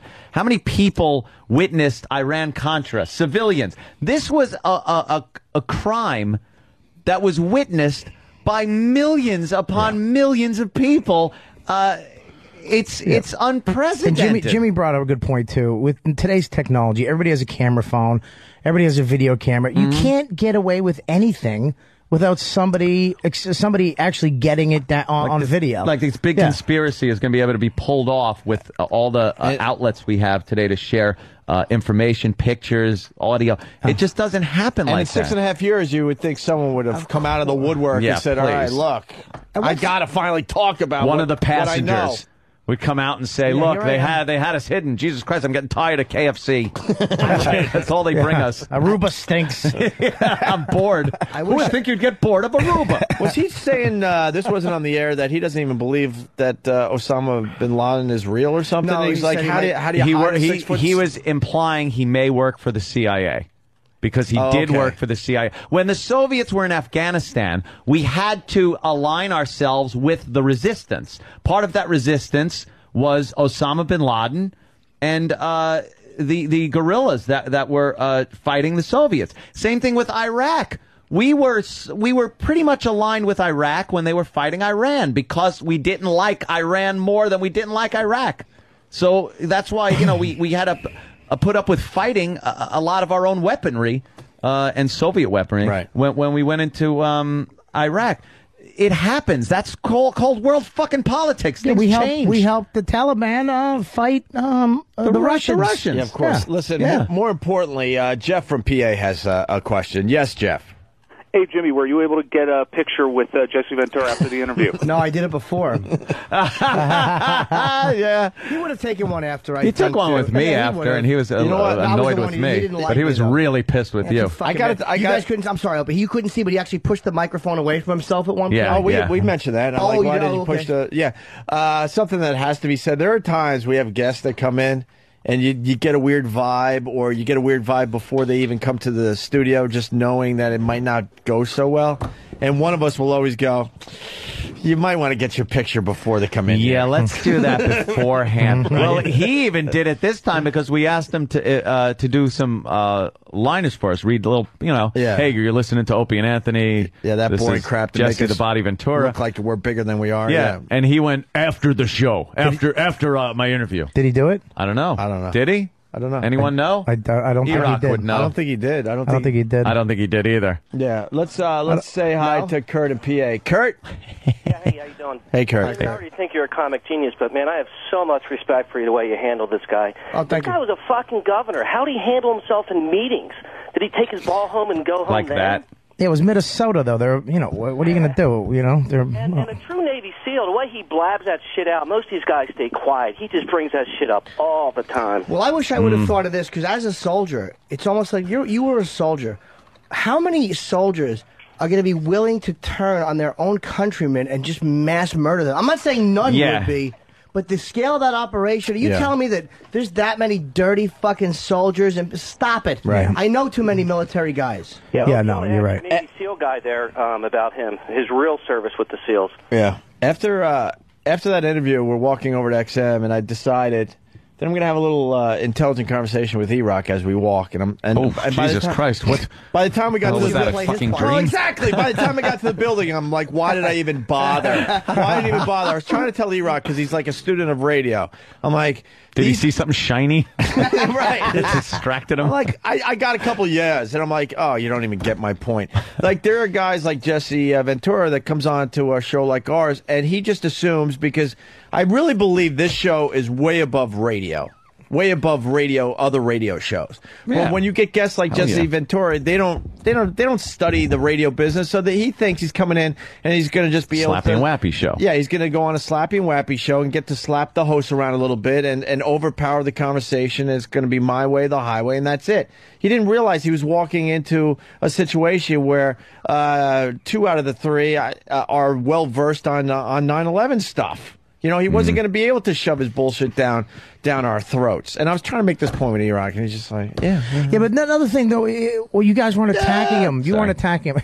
You weren't attacking him. Well, all. no, it was actually a conversation going back and forth. You were bringing up your point, and he just didn't want to hear it. It was a battle of the brains, basically. Yeah, but we pride ourselves. We could yell and scream at someone like anyone, but were you going to say nobody's business? I'd rather make a valid. I call myself you asshole. So fuck you. I'd rather make valid points with somebody. Easy, Opie. Why do you fucking turn so quick? Also, I'll respect take one hit and you just want to stab somebody in the fucking face. That's a good point. Good point. I'll respect people's opinions and ideologies and stuff, even if I think they're dopey personally. But I will let them bring it into the discussion and then try to, dispute it. That's what dialogue is. That's what a conversation is. An argument, whatever you want to call it. When he wasn't getting his way, he got really mad. Yeah. He started using that sarcasm. And then you've convinced me. He actually took the microphone and threw it like this. He kind of whipped it around. Hey, by the way, I got to mention this because it came in a lot, and I just don't know. I don't have knowledge on this. I did watch Fog of War, and I want to watch it again. It was great. It was an amazing documentary. If you want to check out something different, Judy Osborne and a bunch of people. Ventura was wrong about the Gulf of Tonkin. Our troops were committed to the Vietnam War before the Tonkin incident. JFK had committed our troops before he was shot. But other people are saying that wasn't admitted in the documentary Fog of War. No. You have to watch that again. Yeah, I don't have the knowledge, but a lot of people say that's bullshit. The point he made about Fog of War. You know what? I give a lot more credibility to the fact that the government was involved in some kind of hijinks with that to get us deeper into Vietnam. I know we were involved already, but there was a lot of it was as advisors. It was a limited amount of troops, and I know Johnson really wanted to throw a shitload more people in there, but but you know what? He needed a catalyst. The government, the government might have been involved. They might have known about and maybe let stuff slide, and it could have been like this could be perfect. Because I don't believe that they didn't know that we were going to be attacked somewhere, sometime by something. I think they probably knew that there was some kind of terrorist event that was going to happen, but in hindsight, you could add everything up and say, yeah, this is great. Look at all the facts that are here. But the bottom line is, it was so unfucking real that something like that could possibly happen. The FBI and the CIA, plus, they don't communicate. Yeah. They never communicate. Yep. One thing I want to say, too, I'm tired of guys doing this. Like Geraldo did it, and he did it. When you have a point of view, and calling you a little worm, yes, then fucking my mouth. Jimmy. In the green room. Who said that? No, Geraldo got mad at me too because I wasn't even coming at him. I just didn't agree with everything he was saying about immigration, and I'm tired of these fucking guys having these very strong opinions. And then when they're debated on, I didn't say "fuck you, Geraldo" or "fuck you, Jeff." Right. Like all of a sudden they feel victimized. And they stop it, motherfucker. They might be getting mad, and they try to just toss you aside, like, believe me, I know I'm a fucking wormy. Well, they might be getting mad because the way you wear your headphones with your little ears sticking out. That might piss them off. You look like a half a retard. Can you put it on both ears? Hold on. Let me get in here. Let me get in here for a second because it's worth mentioning. This is why we truly do love our listeners as much as we scream and yell at you a lot. Dave B. from Philly, he writes, way above radio? What's up Eastside Dave's ass? Baby shit mustache, tongue scrapings. Yeah, you guys are so above and beyond. he forgot. Well, we got to fill up all this airtime and something in between these intelligent political debates. Yeah, but he's also forgetting, though. He's also forgetting, aside from this debate, he's forgetting a duty hat. Right. Duty hat. And fucking mousetrap. And duty hat. Jimmy and hot ice on the balls. Yeah, Jimmy putting pens up his ass because, black girl chews them. I guess we could come up with a bunch of them. If I see a chewed pen cap, anyone that does that in the workplace, I take the pen and I put it into my ass crack and I put it back in circulation. Chew that one. Oh, God. Hey, the other thing that was very interesting, the Jesse Ventura thing started off, we were all on the same side to start the interview. And then I saw him actually kind of fold his leg and get comfortable and he goes, and this 9/11 thing, he was ready for all of us to just completely agree. Yeah. And I'm like, oh, boy, you have no idea what you're getting Wait till you into. see the facts I bring out on this one. Yeah, he goes, it all started with my son, and he told me, Dad, you got to read this stuff on the internet. And he really thought the next words out of our mouth was, "Oh my God, I'm so with you." Good point. And that's when we said, "Whoa, slow down." Good point. Good point. You guys debated this, a few times before. It's not like the first time you're having this conversation. You've talked in depth about this, but you guys weren't saying you're wrong. You were actually agreeing with some of what he said. I know. He is wrong, 100%. Whenever they bring up the point of the buildings coming down looking like a controlled demolition, why wouldn't it? Why wouldn't a building coming down like that look like a controlled demolition? And what's the problem with it looking like that? It doesn't mean it is one. And he said that some of the floors were closed, But his theory means that every floor had to have some kind of controlled explosion, right? Well, I have a question. Can someone who knows? But he throws that whole point out the window by saying, "Look, it's a known fact. Some of the floors were closed for business." Yeah, big deal. It's 220 stories. Yeah, you needed 220 floors closed. Can I just say something? I'm so dumb that I actually believe a couple times his sarcasm when he was like, "I don't know anything." I was like, "Oh, he's admitting it." Jesus. Here's Robert. Seriously, it didn't happen. seriously, Bob didn't just say that. I was kidding. He didn't just say that. I have no idea. Bob didn't just say that. It's a comedy show. I was just trying to add. Oh, thanks. But can someone who knows math? There is a formula, and I just don't know it. Where when I heard that argument about the floors falling, there's something with the way the things propel as they're coming down, term of light, whatever it is. There's a mathematical formula for that, and I heard someone shut somebody down because you don't understand this formula, and I don't know what it is. Is there anybody out there that really knows what that is for real? Because it does exist. Yeah, but if you ever saw a controlled detonation Never. in Vegas, happen? they actually have to go in, smash certain walls down, take out support beams. You can't just go in, stick dynamite in a closet, Was and it then a cartoon? and blows up. Yeah, exactly. Dude, you know what? It takes weeks. What are they going to do? Everybody's not going to go to work. Dude, it's a bunch of bullshit. Fucking lying. It happens just like that. Dude, you ever watch a controlled demolition? Dude, it takes weeks. All the furniture comes out. The furniture comes out. Hey, Voodoo Dick. Very good. Why do I fucking love when he does that? We're all doing it now. You know, I pay attention to you. Yeah, Voodoo Dick from Long Beach writes, did Opie say, I said this, but I was reading someone else's instant feedback. Voodoo Dick writes, did Opie say JFK committed the troops before he was shot compared to what? All his post-mortem projects? All right. Well, that was very interesting radio, to say the least. Oh, God. It was. Oh, my God. Hannity's going to eat him up tonight on Hannity. Yep.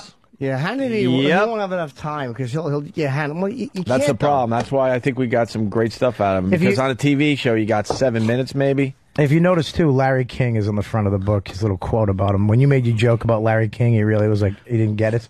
Yeah, I know. Because his buddy. It's the quote on the front. His buddy from is Larry just King. a big Jew head on shoulders. Let's go to Minnesota. Bert, what's up, Bert? What's up, man? Hey, Bert, how are you? Pretty good. Good. Yeah, I just want to give Jimmy props on that. All that douche ever did when he was governor of Minnesota was give $2,000 back to about 3/4 of the citizens. Otherwise, he didn't even finish his term. He left early, I believe. Thank you very much, man. Well, he did say his wife was sick. Yeah, his wife had health issues. Man, I would have liked $2,000. Yeah. Really? To add it to your $32 million? I don't have $32 million. It's like 30 now. Let's go Oh, you convinced me. Well, good. Glad. Rob from... Your little ear is fucking killing me. Rob from Rhode You Island. see his big fucking ears? Holy shit. How did they fucking not see him swimming for demolition? Those fucking elephant ears sticking out of the water. No! Get Jesse back in here. He's going to come out of your toilet and cut your balls off while you're just heard me shitting. say it. I have to sleep. Yeah, and I will if you keep talking. Oh, I wish I would have thought of that shit. We might have your formula, Jim. Rob, Rhode Island. Hey, Jimmy, what's going on? I got your formula for you. Hi, Terminal Rob. velocity? Yes. About the building falling, I mean. Yeah. It's 9.8 meters per second for every second that it falls. And then it goes up to 180 miles an hour about. So if you're at the top floor by the time it got down, you got to figure how tall were the buildings. About 1,000 feet, say, in that area? 1,100 feet, not including the spire at the top. Right, of course. So by the time it got down to the bottom, it was hit 180 miles an hour. Wait. How many stories was the building? 110 stories. Oh, okay. No, 220, right? No, total. I was combining both buildings for floors being closed. You scared me because I did some quick math. I'm like, wow, there were a lot of short people in the Twin Towers. They would have had to be under 5 feet. It was a building filled with midgets. Let's say it was about 1100 Being John feet. Malkovich. right. A building.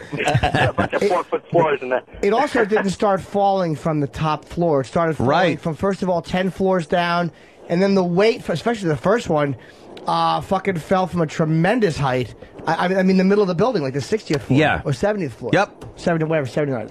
Yeah, I'm not exactly sure, like, from that, because you're going to have weight coming down on it.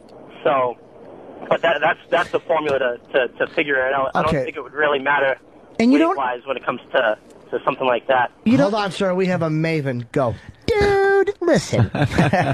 You don't do a good Bob Kelly. I don't do a good one. He does it way better. But if they actually will plan this, the government, just putting these people on the thing, I don't understand. Are they saying that the pilots were in on it too? Is that what they're saying? Is that what he's saying? I don't know. Is he saying that like the whole plane was in on this, smashing into the building? Yeah. How does that work? He'll probably say that nobody on the plane was in on it.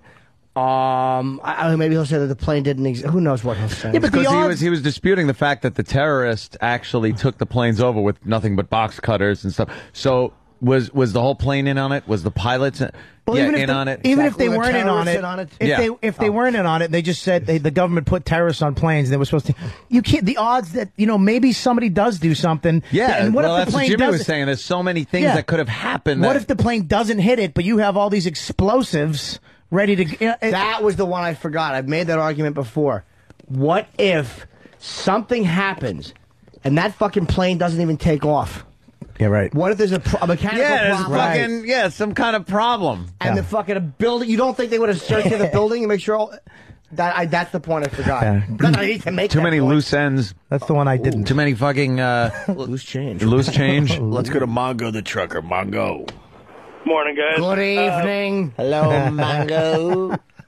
I was a fireman for 9 years, and the whole thing about fire can't bring down a steel building is bullshit.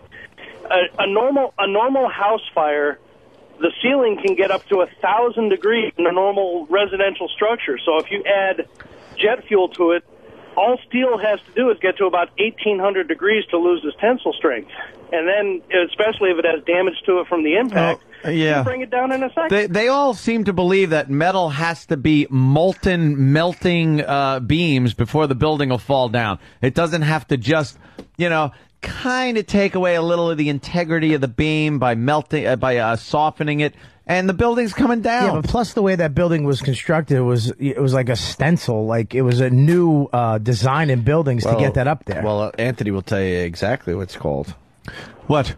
The building of the Twin Towers. What that? A little exoskeleton that had on it with a center shaft that was made of steel, and then steel beams that went from the center shaft to the outside, to the exoskeleton. So that when all that cement starts falling, it's almost being funneled down through the metal exoskeleton, which you saw bending out like the banana peel, and at the end you saw them still sticking straight up. That guided the building straight down. Yeah. That's why it didn't tip over. That's why, it looked like a controlled explosion. Yeah, it did look like one. Why did they find the black box and then Muhammad Atta's passport? They did find. That's a great question. That is a great question. Like, what did happen to the black box? Why would they find something like that? It's paper that could have flown out. But maybe the government found the box, and they that's something and I took could. it away. That's something I could definitely say. Something. It's a great maybe question. the government did lie on that one. Maybe we found them, because that's and a government agency, the FAA. They could have found it, taken it away, and we'll never fucking know what was on there or why. Maybe for national security reasons. Who the fuck knows? Why did the Pentagon pictures not get released? Why do they hold back on those? I also have questions about the government's behavior in this. But I don't believe those questions' answers are that they were in on it. Right. and they definitely Bush took advantage of the situation for his own cause, of course. For his own dickdom. Yeah, of course he did. Dude. All right. Exactly. Oh, Jesus Christ. I can't even But the thing is, that's the type of thing you'd say alone. What? That's exactly what you say when you're alone. What was it? Dad, Bush does that for his own cause. No, that's what you say in a conversation. It's in the conversation. Nah, but you would use words like Jimmy, do you think I just talk alone all the time? Yes. Because you're not exactly sure of what Jimmy, terms. I'm not going to let you make me into a fucking dummy. I didn't. God did. I do talk, asshole. Nothing. God did. No. All right. I think it said got something, but the God did. That was very 11. good. That was really great good. joke. I'm sorry. Very nice. Come on. All right, let's go to Dave in Jersey. Dave, what's up? Hey, good morning, boys. Hey. Hey, I wonder if Jesse Ventura has the same thoughts about landing on the moon. Was that a big government conspiracy as well? That would have been nice to ask him. Maybe next time. Yeah. Could have done another. Yeah, he's coming back. No, we didn't land on the moon. Exactly. Really? No. You know, book signing having shitty publisher motherfucker. Wow. Jimmy. Oh, man. I'm always joking. Oh, my God, I love it. No, I'm kidding. Yeah, keep saying it. I'm joking. I know, keep saying it. Oh, jeez. Let's go to Mike in Ohio. Mike. Yeah. Good morning, boys. And a lot of people checking in saying black boxes are not indestructible. They're not indestructible, no. I mean, they hold up pretty good in most cases, but they're not built to crash into fucking buildings and stay on fire for hours. Let's go to Mike in Ohio. I build them. Mike. Good morning, boys. Hey, Mike. Jimmy, I just got to tell you, you made me proud this morning. Standing toe-to-toe with him and saying how you feel and you didn't back down. Thank you. I just got to tell you, I respect you a lot more. Thank you. To help the visual, too, Jimmy was a mere 7 feet away from him, with nothing in between them. 7 feet? I've seen Jimmy not get that tough when the guy was on the other end of a phone, let alone in the studio. There were a couple intense looks by Jesse. Yeah, he got very angry at one point. But he knows I'm not challenging him physically. Like, there's so no justification for him to take it a step. He wouldn't. Firstly, he's not going to do that. He's a governor. He's a responsible guy. No, but he is a wrestler. Those guys are nuts. I think he actually slapped a reporter once. Didn't he do that too? That was Dr. D. David Schultz. Oh, was that him? Yeah. Sam is right now filling up because I know that John Stalster got fucking slapped. Sam right now is very impressed. That's a great video. And he probably has another one that he can come in and tell me about. Sam was pretty funny after the whole thing when we went off the air over there and we were walking over here. He goes, "See, you should have stuck to wrestling." Just talking about wrestling with him. You didn't do it as Sam, though. Oh, he should have stuck to wrestling. No, Sam doesn't sound like that anymore. His voice changed, I think. Well, he's growing up. He's growing up, yeah. He popped his cherry. Pete in Jersey. Pete? Yeah. Hey, I don't know what he was talking about as far as that air defense, because I'm a cop over here in Jersey. I'm a cop, you idiot. Yeah, we were over here at the Goethals Bridge, and when we heard there was a third plane, these two fighter jets went over so fast and low, the ground shook. When the hell did this happen? I know. 9/11? Oh, yeah. But then he's like, he's like, I was down there a week later. So were we. I got the tour. So did we. What do you think that they fucking showed you? The big cover-up thing that us didn't get to see? I know. Shut up. You're probably taller than the wreckage. You fucking 6'8". That us didn't get to see. Rich Voss was down there selling his CD. It's a discount for firemen. Oh, don't try to punch it up. Okay. Exactly. Yeah, really. Speaking of CDs, just a I tip. have two. What? Oh, it's about Bob again. Go ahead, Bob. You know what? Whatever. Buy it if you want. Give the big plug. Bob is number 4 million on Amazon. Let's fucking go in there and buy some. I'm actually going to buy one of Dummy CDs on Amazon. Ooh. I will do that. Yeah, just to get the numbers up. Happening. What number is he on Amazon at this point there, Thane? He is currently... Is he moving up? What is it? He was earlier... what was he earlier, Travis? 80-something? Don't humiliate him. He was 861. He has, with a bullet, gone to 968. What's a bullet? Hey, what happened there? Hey, he dropped? He dropped. What's a bullet? Hopefully you'll call it lunch. Look at the panic on Robert Kelly's face. But no, I was actually, I told you, I was like 30, 40,000 Friday. You were checking on Friday. Well, no, the guy at Comedy Central was like, hey, that's not that bad. Oh, this is just Amazon. Oh, they have no faith in me over there. Honest to God, he's like, well, 5,000 would be good. Where are you talking about? Earth? Our buddy Bob is fucking. They kind of look at him like he's a fucking. The Comedy Central has some great things, but they don't seem to think Bob's gonna sell any CDs. Well, he's gonna sell CDs today. Just a tip. Let's say hi to Brian in Columbus. Brian, what's up? Hey, what's going on, guys? Hey. So anyway, like, my whole thought is, he's saying it's a conspiracy and shit. If it's not a conspiracy, if it is a conspiracy, hell. I mean, you look at Deep Throat, that was the biggest secret of all time. And he finally came out. Yeah, between I mean, a couple of people, dude. Between a couple of people, it was. Like, you can't keep a secret between a few people, especially military guys and guys in the government. They can keep secrets. But when you talk about mass scale, like where you need so many, again, even in Abu Ghraib, a lot of them kept that secret. But it was, somebody couldn't. Right. Right. And that was a much less serious secret. Yeah. But somebody couldn't keep it. And that's military in a war zone. Always. Yeah.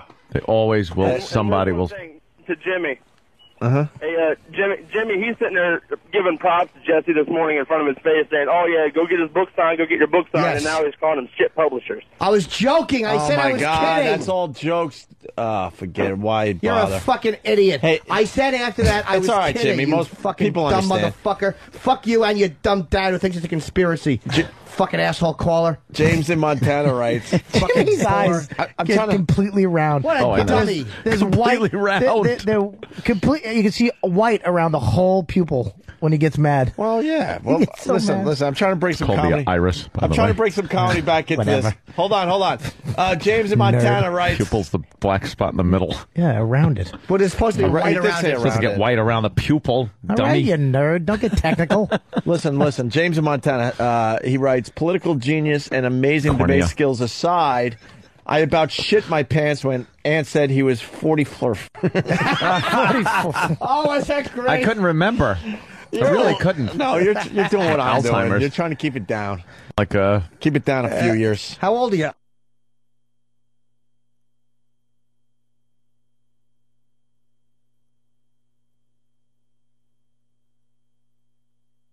Yeah, he goes, huh?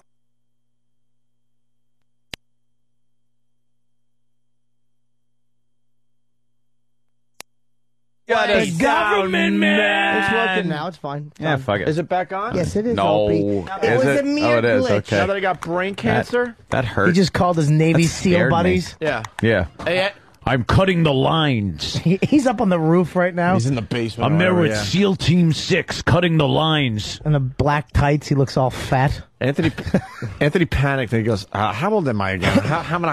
And then he goes, 40 flurf. 40 floor Evan. 40 flurf. 40 flurf. Ah, you cunt. 40 flurf. Wait, go get that clip. That was Reggie 40 Jackson's flurf. number. Pounding number 40 flurf. 40 flurf. The instant feedback. Oh, at the Obama rally. James in Oh, sorry. Montana writes. Oh, shit. Nothing. I made that joke yesterday and no one heard it. And I stole it today. Damn, no, you didn't. They still got the Chuck Heston footage. All right. That fucking joke Ixnay. yesterday. Ixnay. All right. So what do we? A different TV. Okay. No, I'm just looking at all the TVs and what's going on, Jimmy. How this guy James in Montana writes it. He wrote 40 flurf, Flurf, but now I got to hear the actual clip. 40 flurf. 40 flurf, 40 flurf. But the best part Mumbling is, idiot. listen to Anthony. Listen to Anthony looking for help around the room. How old am I again? We've lied for so long. I have no clue. What age are we admitting to these days? I'm 40 flurf. 40 flurf. But it was so funny that Anthony was I'm like, good for 40 flurf. trying to think, like 40 or like he's looking up in the air, like that. Well, I don't remember. Jimmy, is this one going to piss you off? This guy writes, I love how you weasels discredit Jesse after he leaves when he discredited your non-serving head-up-your-ass TV watchers. Shut up! That guy knows. Yeah, We're all just being a non-serving douche. TV watchers, and he's listening to a satellite fucking subscription service. Shut it. And you're listening to like a show This where we have a nonsense. guy, put fingers up his ass and pull shit out of it. Exactly. Keychain with duty on it, and he smells it. Right. Well, you really fucking go highbrow. You're listening to this shit to begin with. I gave him $100 to put his own shit fingers in his mouth. Right. And he did it. That's what you're listening to. That's what you're going out of your way to listen to. Exactly. And you're going to make fun of us. Way to not go mainstream and fucking believe anything anyone's telling you. Way to only read the fucking dark, smart stuff. El Zilcho. And there's nothing I've said about Jesse that I would not say when he was in the room. Yeah, of course. Actually, when he left, I actually gave him a lot of things. I respect Dude, you said a him. lot of unbelievable things right to his face. Yeah, I would never say anything Some behind of your his back. rants were great. window. What? Oh, no, it's the crane. It looked like, I saw a reflection in the window. It looked like a balloon floating past the window. With all the crane accidents in this city, we said it earlier, but we could see this crane we talked about earlier today. It's right there. This fucking, look at that. this crane is about 10 to 15 stories high. It's got us a little nervous. That thing tips over. We're so dead. But by the way, I think the important thing here Yes, is that fucking sir. Anthony just confused a balloon and a crane. These are not close things. Dude, he is 44. 44. Well, the when you're 44, if your eyes start Yeah. going. The mind's the first thing to go when you're 44. Wait, is that a balloon? No, it's a forest fire.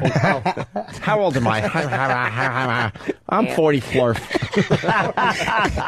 Hamna. Ed Norton. Oh, no. 44. How old am whatever. Did we got that clip? We find it yet, Danny?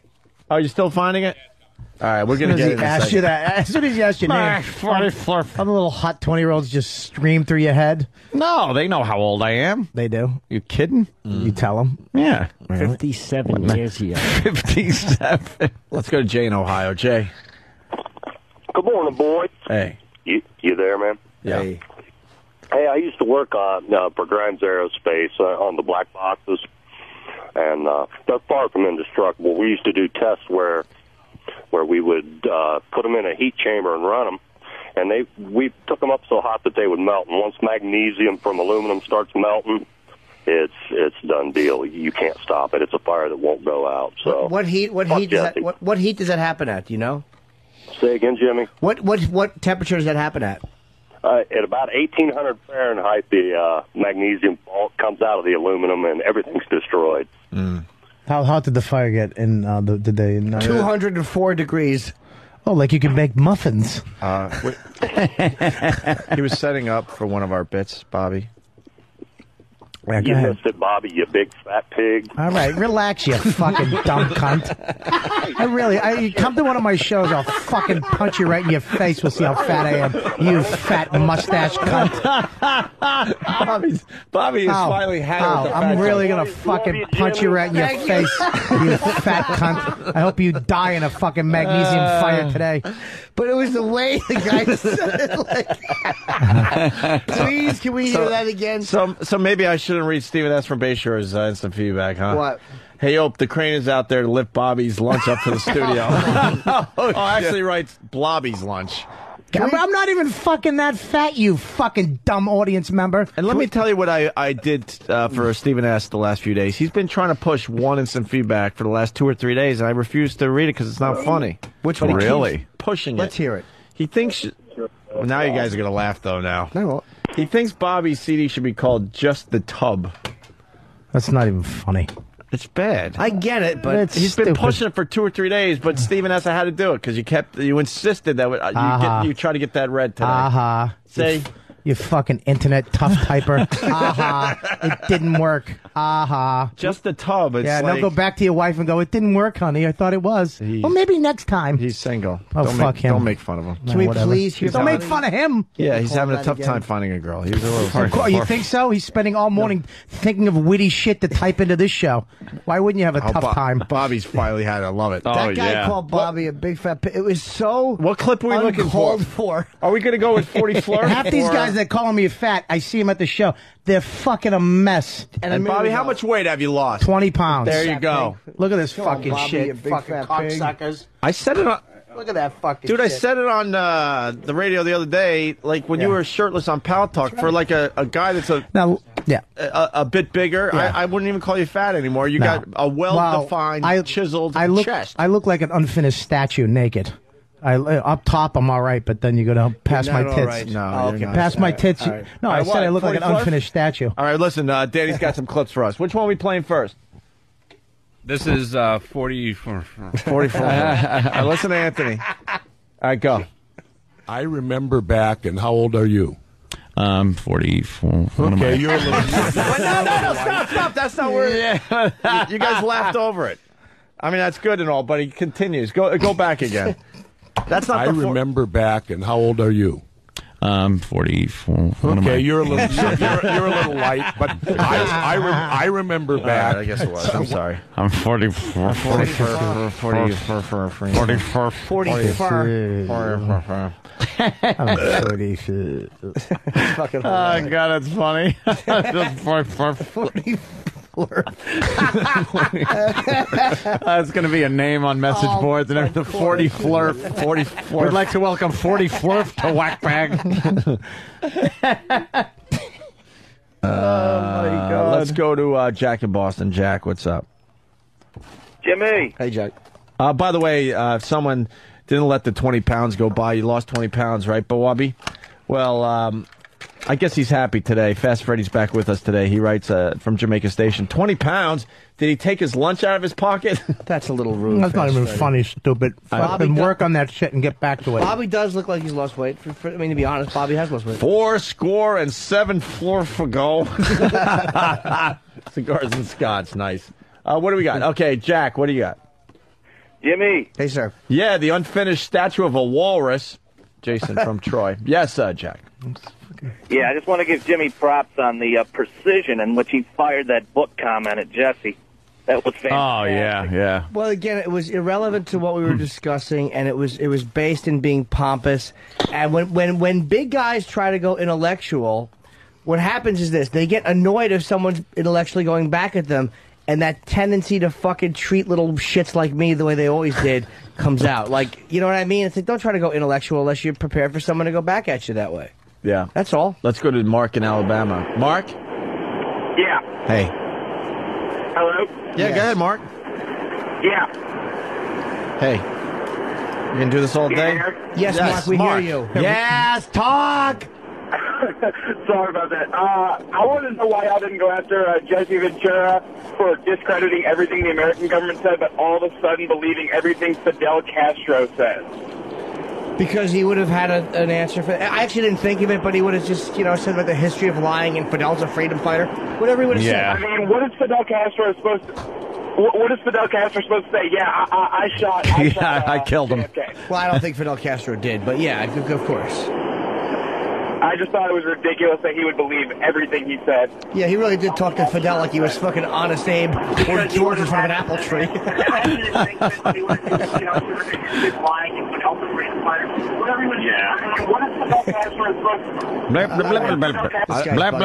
Alabama mail. Can we please hear that clip? Because it was just so mean what he just said to Bob. Just a minute ago when the caller just got mad at Bob. Yeah. It was so uncalled for to call Bob. It really was. How hot did the fire get in the day? 204.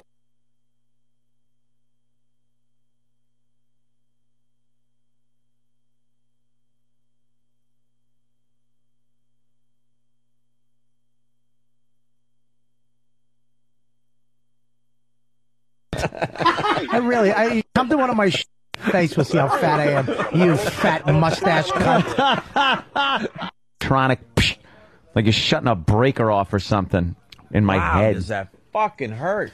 So Damn. now we didn't hear that? Let's wait. We're going to take a break. Replay it. Headphones are on. Yeah, I want to hear on? it. Gotta hear it. Yeah, try it again. How hot did the fire get in the day? 204 degrees. Oh, like you could make muffins.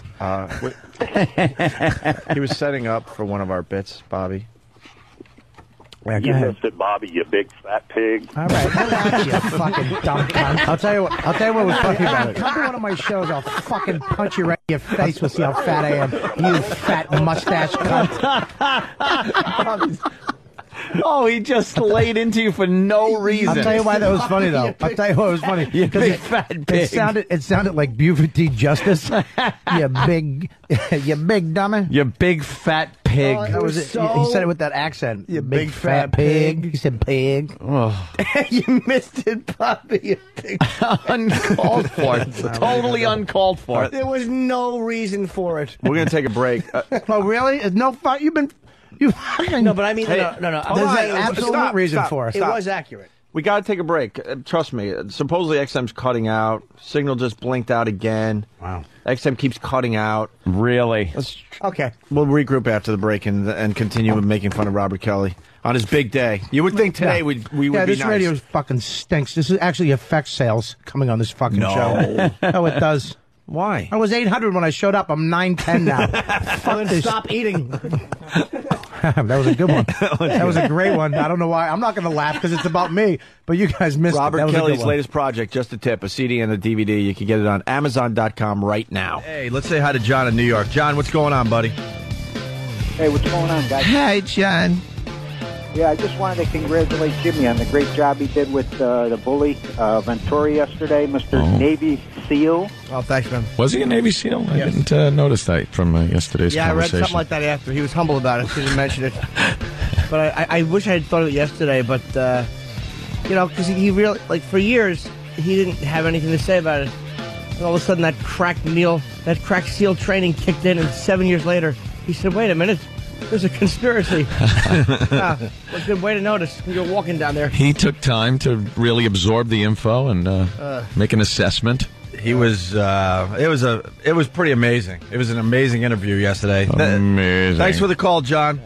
Thank you, John.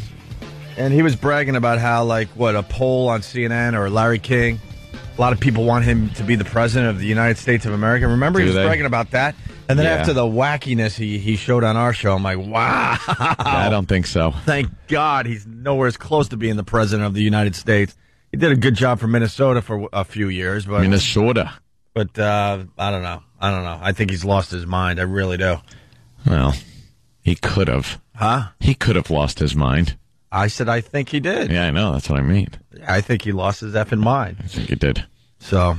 And who's this, Alex? What were you trying to tell me, E-Rock, just before the show? Alex Jones, the theorist guy for radio. Oh my God, the what? Oh, the theorist guy for radio? Yeah. What the hell are you talking about? the theorist guy. Like we were just gonna glaze over that. Yeah. He's the theorist guy for radio. Well, whatever. So no, not whatever. What is he? A conspiracy theorist. Okay. Very nice. Now say that really fast. Yeah, Go. 9/11 conspiracy theorist. Go. 9/11 conspiracy theorist. There you go. Oh, very nice. His apparently his website needs to be rebooted, but on his homepage he had your photo with Jesse Ventura, and it was linking to the audio of the interview.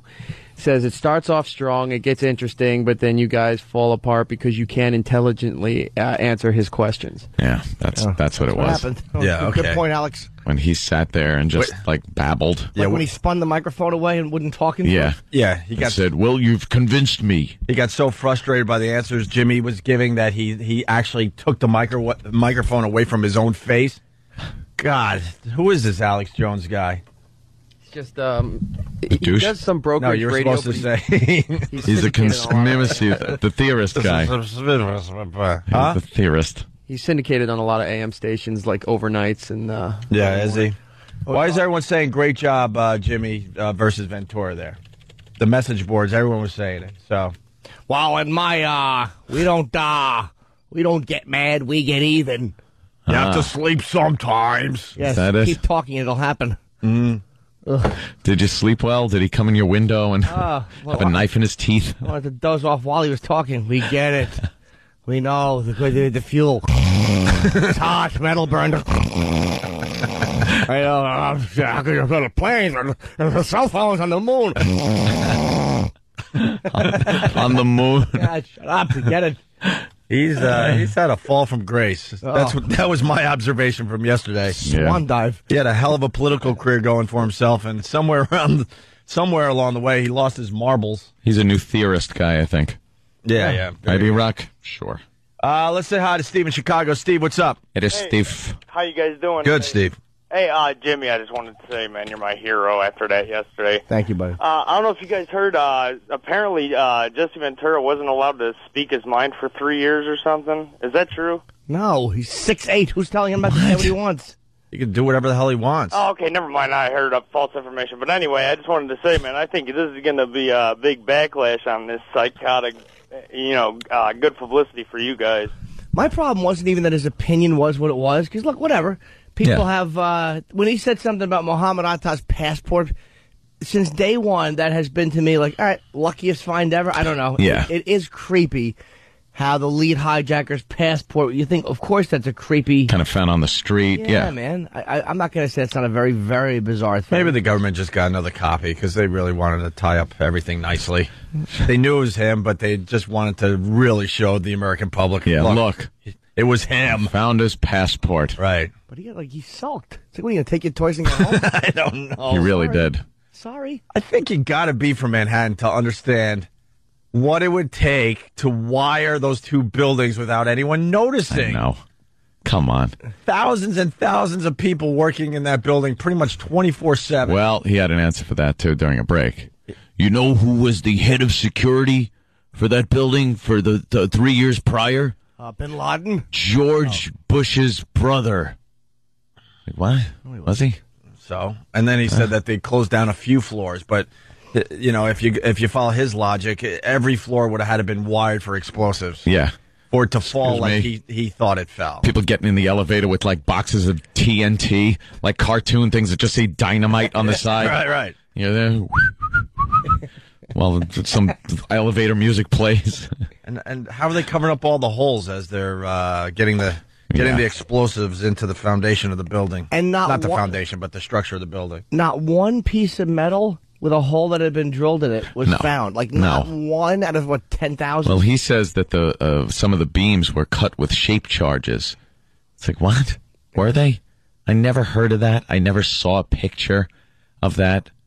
I just saw tangled wreckage. I was a SEAL. I should know that, because 7 years later, I recognized that. I didn't recognize it when I was in office, or when it happened, or when I was down there. But I saw some college student's website, and then I just, all right, we know. Sure. And he really thought we were going to agree with him. You know, that was the amazing part of the whole thing, because the interview was really terrific in the beginning. We're all agreeing, and he had some interesting things to say. And then he kind of put his foot up, and he was sitting back, and he's like, and this 9/11 thing, my son told me I had to go and read some of this stuff on the internet, and man, I'm starting to believe. I'm like, whoop, time out.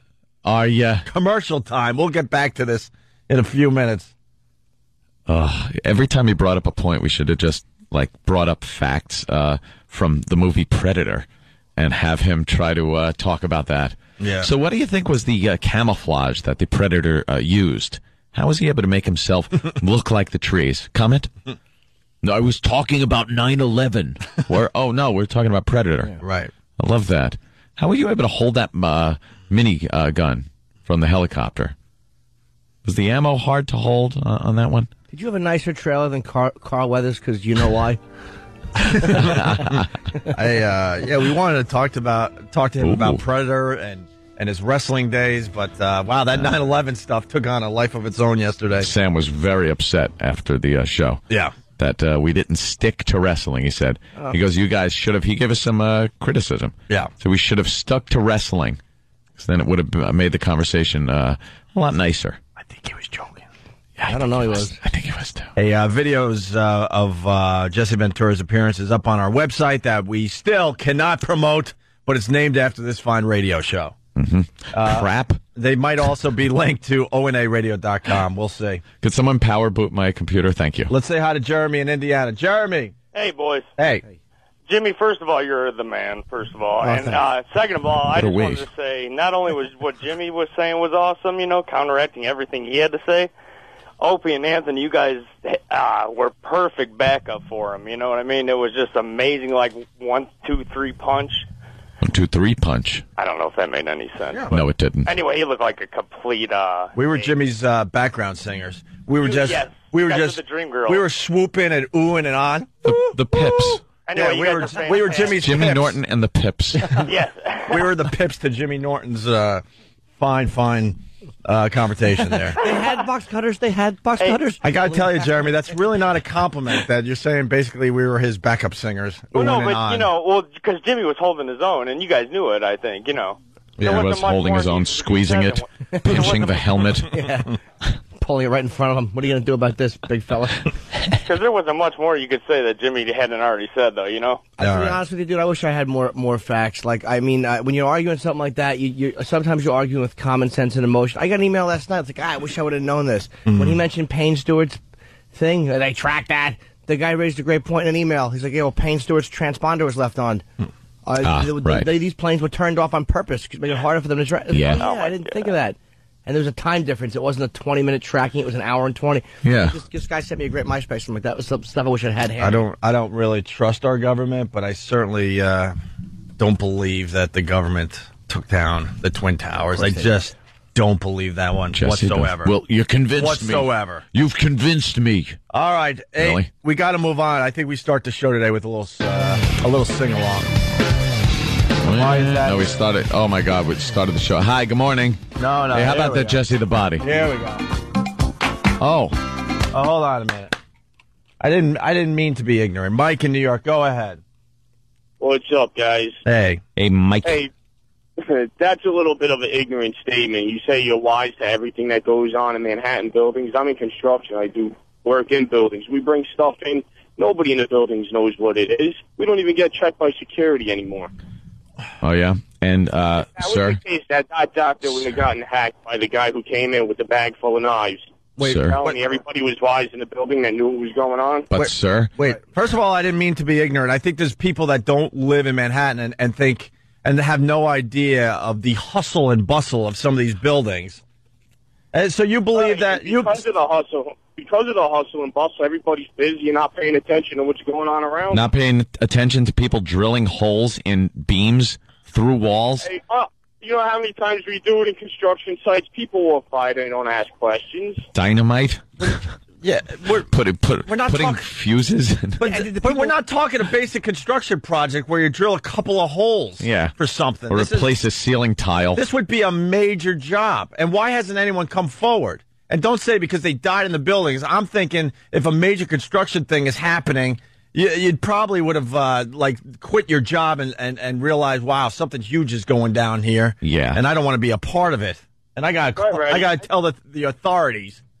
I got you. I'm going to go with Jesse Ventura on this one. You guys completely convinced me. I'm convinced. No, you really believe that the government took down the Twin Towers? Oh, no. I'm just saying, you made it sound like, we know everything that's going on because if you're in Manhattan, nothing sneaks by your eyes. No, there's a lot of stuff that sneaks by. I live in Manhattan myself, and there's a lot of things that happen. Have you ever been around the Twin Towers? Yeah, of course. I've worked down there. It was like a mini city. Of course, yeah, that's what I'm saying. There's a lot going on. It's impossible to see everything that's going on or be wise to it all. There's way too many eyes. Way too many eyes. Listen, guys, I don't want to upset you. I love the show. I love you guys. You have already. All right, I apologize for the ignorant statement. I just know we get a lot of people that come into New York and they've never been to the Twin Towers and they make up, they come up with all these theories. It's like, were you ever in and out of that building? Do you understand what it would have taken?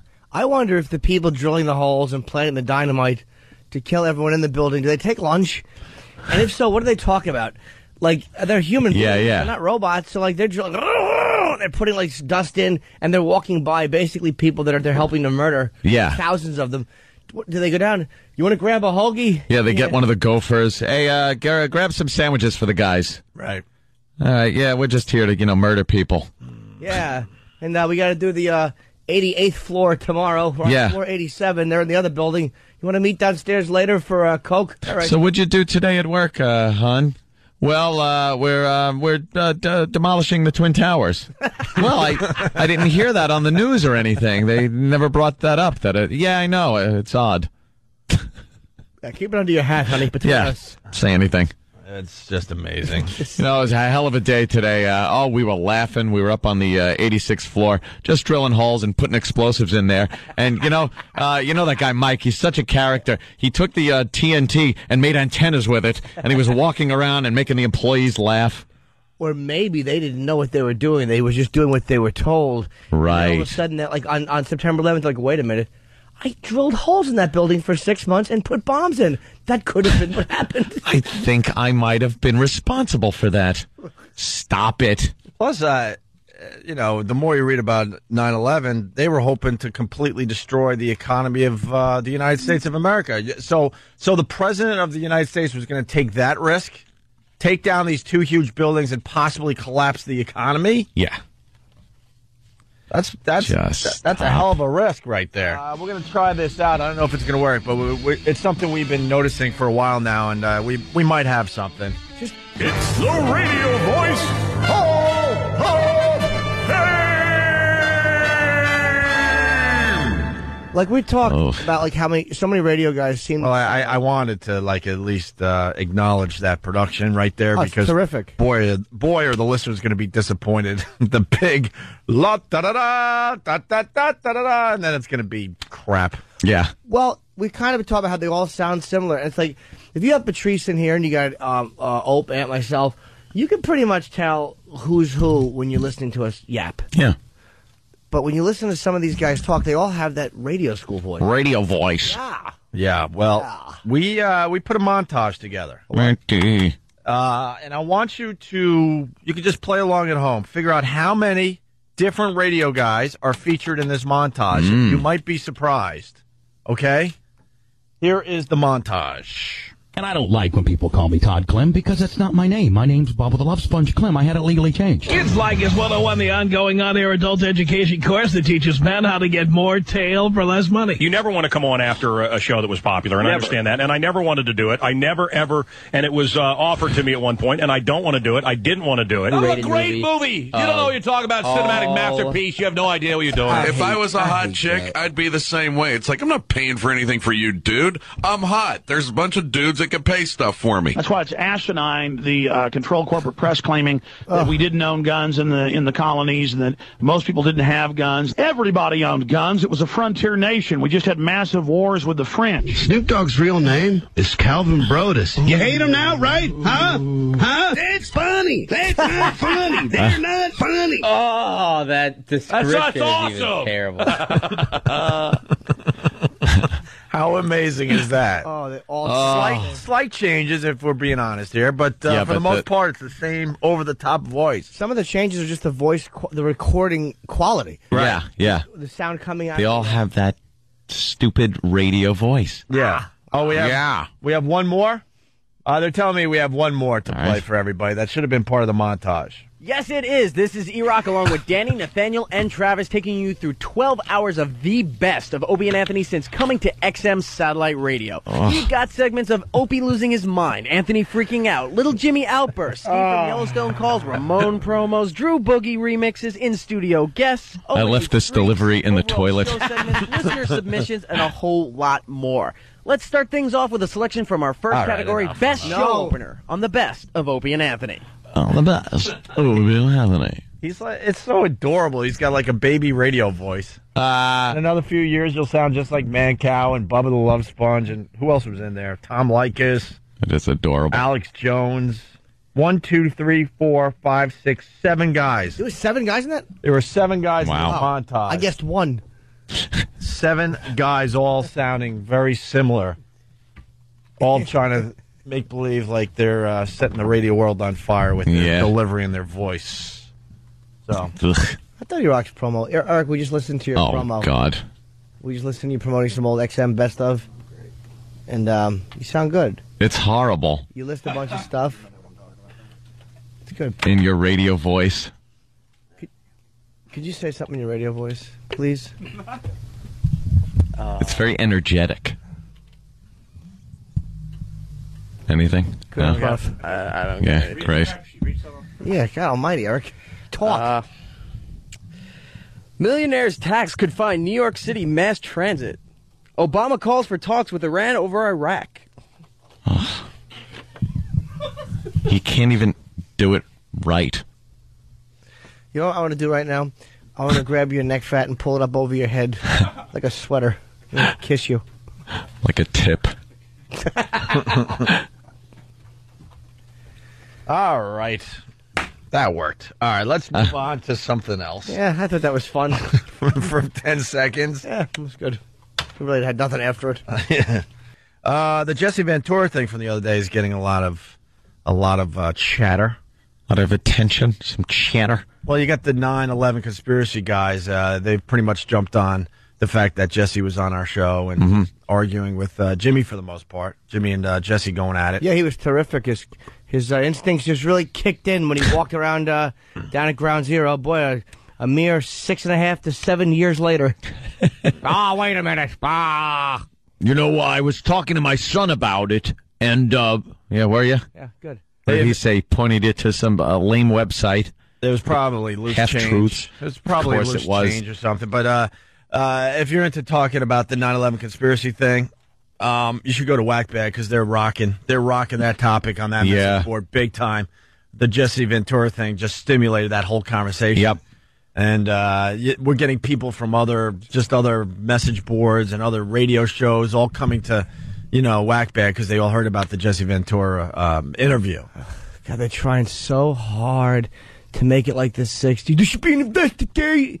All right, into maybe certain failures in communication. All right, gatekeeper. Yeah, just childish. You know what?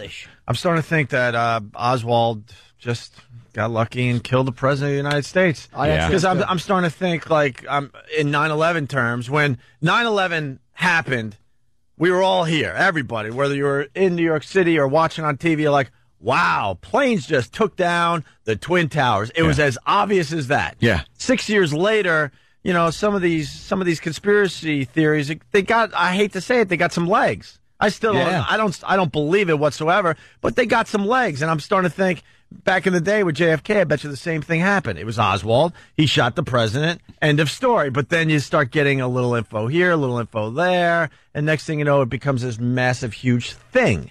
Man. Right? Yeah, I think you're right. He just rattled off some shots, got lucky on one of them. But then all of a sudden somebody came up with one little thing that was a little suspicious, and that led to this thing that was suspicious. And then, well, what about the lady with the weird hat on the lawn? Oh, well, let's add that to this thing. saw a puff of smoke. Puff of smoke from behind the fence. Well, we'll add that to the thing. Next thing you know, bolt-action rifle. How the hell could he fire off that many rounds? Right, and then a bunch of years go by, and then you got this massive conspiracy thing. Yeah. And I'm wondering if the same thing is slowly but surely happening with the 9/11 thing. Well, there's also been a lot of myths, and I don't know all of them about the JFK conspiracy. It's like you read it, and the way the conspiracy, a lot of them paint it, it's like, of course it would be a conspiracy if it happened that way. But when you hear certain facts like, well, no, because the lady with the hat felt a bullet whisk through the flower. And you're like, how could the FBI have missed that? But then you go to, the anti-conspiracy website, that just simply didn't happen. Yeah. It sounds great, but it didn't happen. There's a lot of just lies on those sites that are they're disproven. Yeah. By documentation, photographs, and records of people that were on site. Like the loose change comes up with these theories and what they say is fact.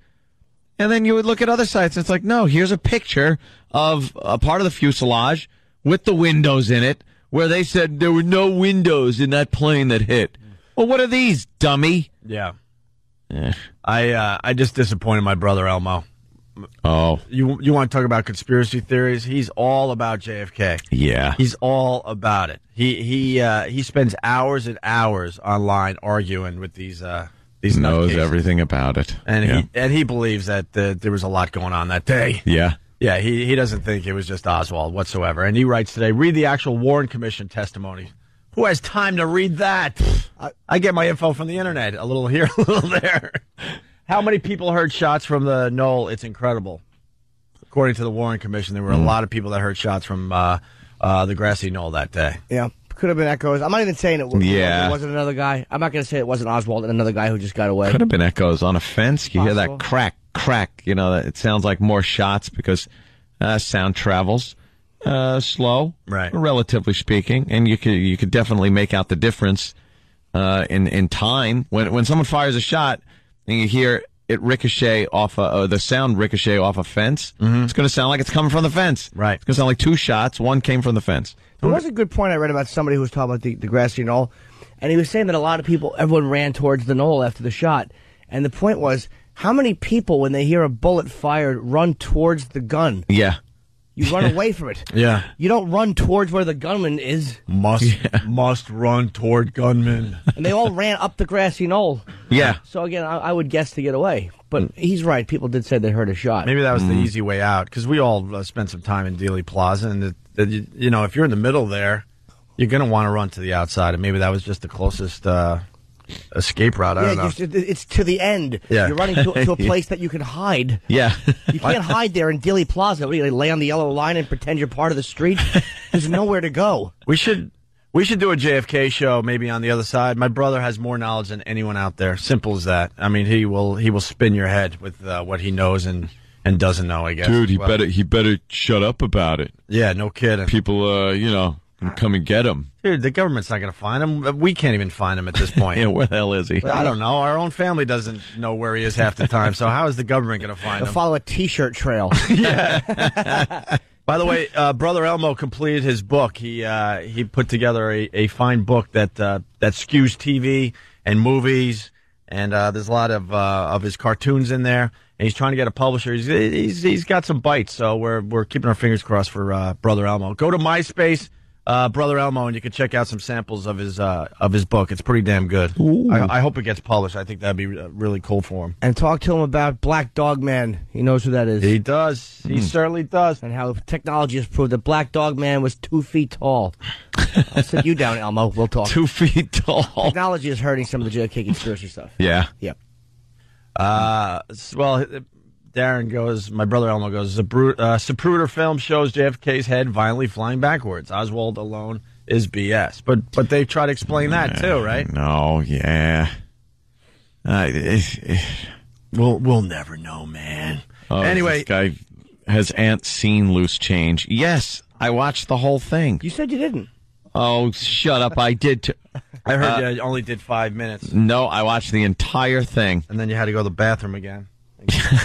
Yeah, that was crap. It was Loose Change pouring out. Tom, go ahead. Tom, yes? Yeah, and listen, you watched Loose Change, right? Yeah, I watched the whole thing. Now, when the planes hit the towers, they left the impression of the wings on the side and everything, right? Yeah. Okay, now when they hit the Pentagon, where's the impression of the wings? All right, the Pentagon's made out of brick. Very, very. It's a lot tougher than the metal on the outside of the Trade Center. Also, right. the plane hit. Sorry, he's telling you. He's answering your question, dude. The plane hit on an angle. It didn't hit straight into the Pentagon at a 90-degree angle to the wall. It hit at an angle that you're not going to get the impression of the silhouette of a plane. That's just how it happened. Do you think it's possible for that 757 to make it all the way through the building like they showed? Yeah. You know, the different layers? It made through a few. It went through a few rings of the Pentagon. Yeah, it's absolutely possible. The engines, it did, and you could see the outline of the plane that they show when you take away the smoke and stuff. Because Loose Change likes to show you the picture of the Pentagon with a lot of debris and stuff in front of the image. They showed all kinds of stuff about how Osama bin Laden was taken to a hospital by U.S. people and a bunch of nonsense. They see this, but I'm with Jesse Ventura on a lot of things. That's and terrific. If he ran for president, I'd vote. Yeah, I'm sure you would. He's a terrific guy. He can't handle a debate without being a baby and spinning his microphone around. Go, okay, you convinced me. Yeah, he was getting great. Real presidential material. Because that's how Clinton or Obama or Reagan would handle it. You convinced me. All right, we get it. We get it. Navy SEAL, tough, real knowledge. We get it. Yeah, he got really frustrated, and it wasn't like we were. Find out one day. Right. Yes, we will. Find out one day that a cruise missile was shot at the Pentagon. Is that what I'm led to believe? Yeah, we'll find out. That it was a cruise missile. It was a plane, just like the planes that hit the building, just like the plane that crashed in Pennsylvania. It was another plane. The guy came in and hit the Pentagon with an airplane. All right. Hey, what about the people? I love that. Where did the people go that were on that flight that hit the Pentagon? And who built the windowless plane with the bombs? And, how did air traffic control it? I understand the transponders were up, but there's 4 planes flying around that took off. Yeah. With when did they magically get replaced by the other planes? Yeah. Okay, so at one point there had to be a shift in the air where the real planes with the people takes off to kill them. And at perfect timing, the windowless bomb-laden planes have to all appear. They have to appear, and then where are the people? Did the government just kill the people? Did they go, sorry, people, your flight now is being, we have to land somewhere else. These armed military people will escort you to a hangar where you'll be executed. Yeah, what soldiers did this? Soldiers are 19. They can't keep a secret either. Listen, taking pictures of prisoners in Iraq with leashes, and that dumb Lindy England with her thumbs up. And her stupid, what? I'm just trying to get in here because we made the Loose Change blog. Oh. Screw them. Loose Change 9/11 blog. Jim Norton makes me nauseous. Good. I'm glad. Posted April 9th, 2008. Let me read this. Jesus. It's a paragraph. A while back, I was on the Opie and Anthony show. Corey had scheduled an interview with an unknown XM radio show. When I walked into work that morning to pack DVDs, and he was in an unknown XM radio show? When I walked into work that morning screw off, you dopes. To pack DVDs, and he was in panic mode because he was being attacked at a rampant pace. I immediately jumped on the phone and tried to be civil while not realizing what show I was on. It wasn't until after I hung up that I realized I had just been berated and cursed out by Jim Norton, a physically... Oh, no. Sorry, Jim. Oh, no. Is he going to make fun of the way I look? Sorry, Jim. Oh, no. I apologize ahead of time before I read the next word. What? A physically hideous being. Hideous. With no talent. I love the people that just take it to that level. Oh, what's the no matter? talent. Okay. Little children. What's the matter? Didn't like the scolding. Yeah. Aw. Who resorts to making jokes about having sex with underage girls. What? That's all Jim Norton does? Doesn't. That's part of what I do. Part of it. Sure. A small part if if you put it all resorting. together. I love writing jokes like that. Right. I don't resort to them. I start off with them. You dummies, little children looking for mommy and daddy's love. I want to solve the crime. I'm going to be somebody. Yeah, man. And then it continues. Be warned, the audio in this clip is full of language not appropriate for youngsters. I wonder if they show the same warning when they show the 9/11 footage. The people handle planes going through the building. Yeah. They can handle me cursing you out, little child. So they got that audio of when Loose Change was on our show back in the day. They stunk. And they couldn't defend their point. No, not at all. They never do. Stunk. And then after the link for the clip, it says, so why bring it up at this point? Well, it's all Jesse Ventura was in studio. I'm telling you, our Jesse Ventura interview it's got legs. It's starting to spread around. Was in studio with these clowns the other day and schooled them. Again, just a little. Are you He crazy? Schooled us? He knows he didn't. Jesse Ventura did not school. I was pretty much out of that segment. Did not school Anthony and Jim Norton. The guy went like this with his microphone because he was frustrated because he was losing so bad. That's why. Like I just did once. I got an email from a guy who's a 9/11 conspiracy guy. He and I always go back and forth, whatever. But he goes, Jesse didn't know what he was talking about because he knew Jesse made an ass of himself. But it figures that the little blog boy on that site would say that because that's what a little boy does. They side with whatever their side is. Jesse won. Jesse won. Jesse showed them. But he didn't. And you know he didn't. He didn't have. He couldn't back anything up. Right. He's coming up with these cockamamie, harebrained ideas. We got a break, but let me get the rest of this in here. Well, Jesse Ventura was in studio with these clowns the other day and schooled them. Sure, he's a much more physically imposing guy than myself. It was looking these guys in the eyes, but his mind is just as imposing. While most people are focusing on his appearance on Hannity and Combs, I think this is a true gem. And then he has the audio. How much of the audio does he have? Because another site only had a clip of our interview with Jesse Ventura where Jesse was making a bunch of points without us counteracting his points. Oh, we actually allowed him to speak. Exactly. Uninterrupted. Jeez. And go screw us. And the interview is has made its way to Fark.com. It was on the front page yesterday. Supposedly Break.com might throw it on their front page today or tomorrow. So this thing's got legs. If you want to go to loosechange911.com/blog and see what this clown wrote about Norton, and if you want to see the video of the Jesse Ventura interview, that's up there as well. But I'm sure it's only a piece. I don't think they would post the whole thing. I'm glad I make you nauseous. What you're trying to do, you stink, and you're just little children trying to prove an unprovable point because you want to be different. You can't just handle the fact that, that's what happened, and it sucked. They caught us with our pants down, and you don't like that. No one could deal with that. Not no one, but these conspiracy guys. They can't just deal with the fact that, hey, we screwed up. Well, what about all the security? It's like, yeah, exactly. What about it? Yeah. It's screwed up. Why don't the FBI and the CIA talk? I don't know. Apparently should have. Yeah. How are these savages allowed to come into the country on student visas? I don't know. They should have been able to. Jesse the Body says they should all be allowed in. Of course. No borders. If I was president, there wouldn't be borders. Oh, good. We'd allow everybody in. That's good. Yeah, good. Good policy. Yeah, let's go to John in New York. John. Guys, I think the guy with the airplane comment had a valid point because I saw it on Bugs Bunny. He ran right through the wall and left a perfect outline of himself in the wall. Yeah, that's what they expect. He's getting his knowledge from cartoons. So this all leads to a fine production piece that Derek did for us. It's called "And Justice for Brawl." For one night only, two heavyweights will do battle in a steel cage. Only one man will walk out with his wits intact.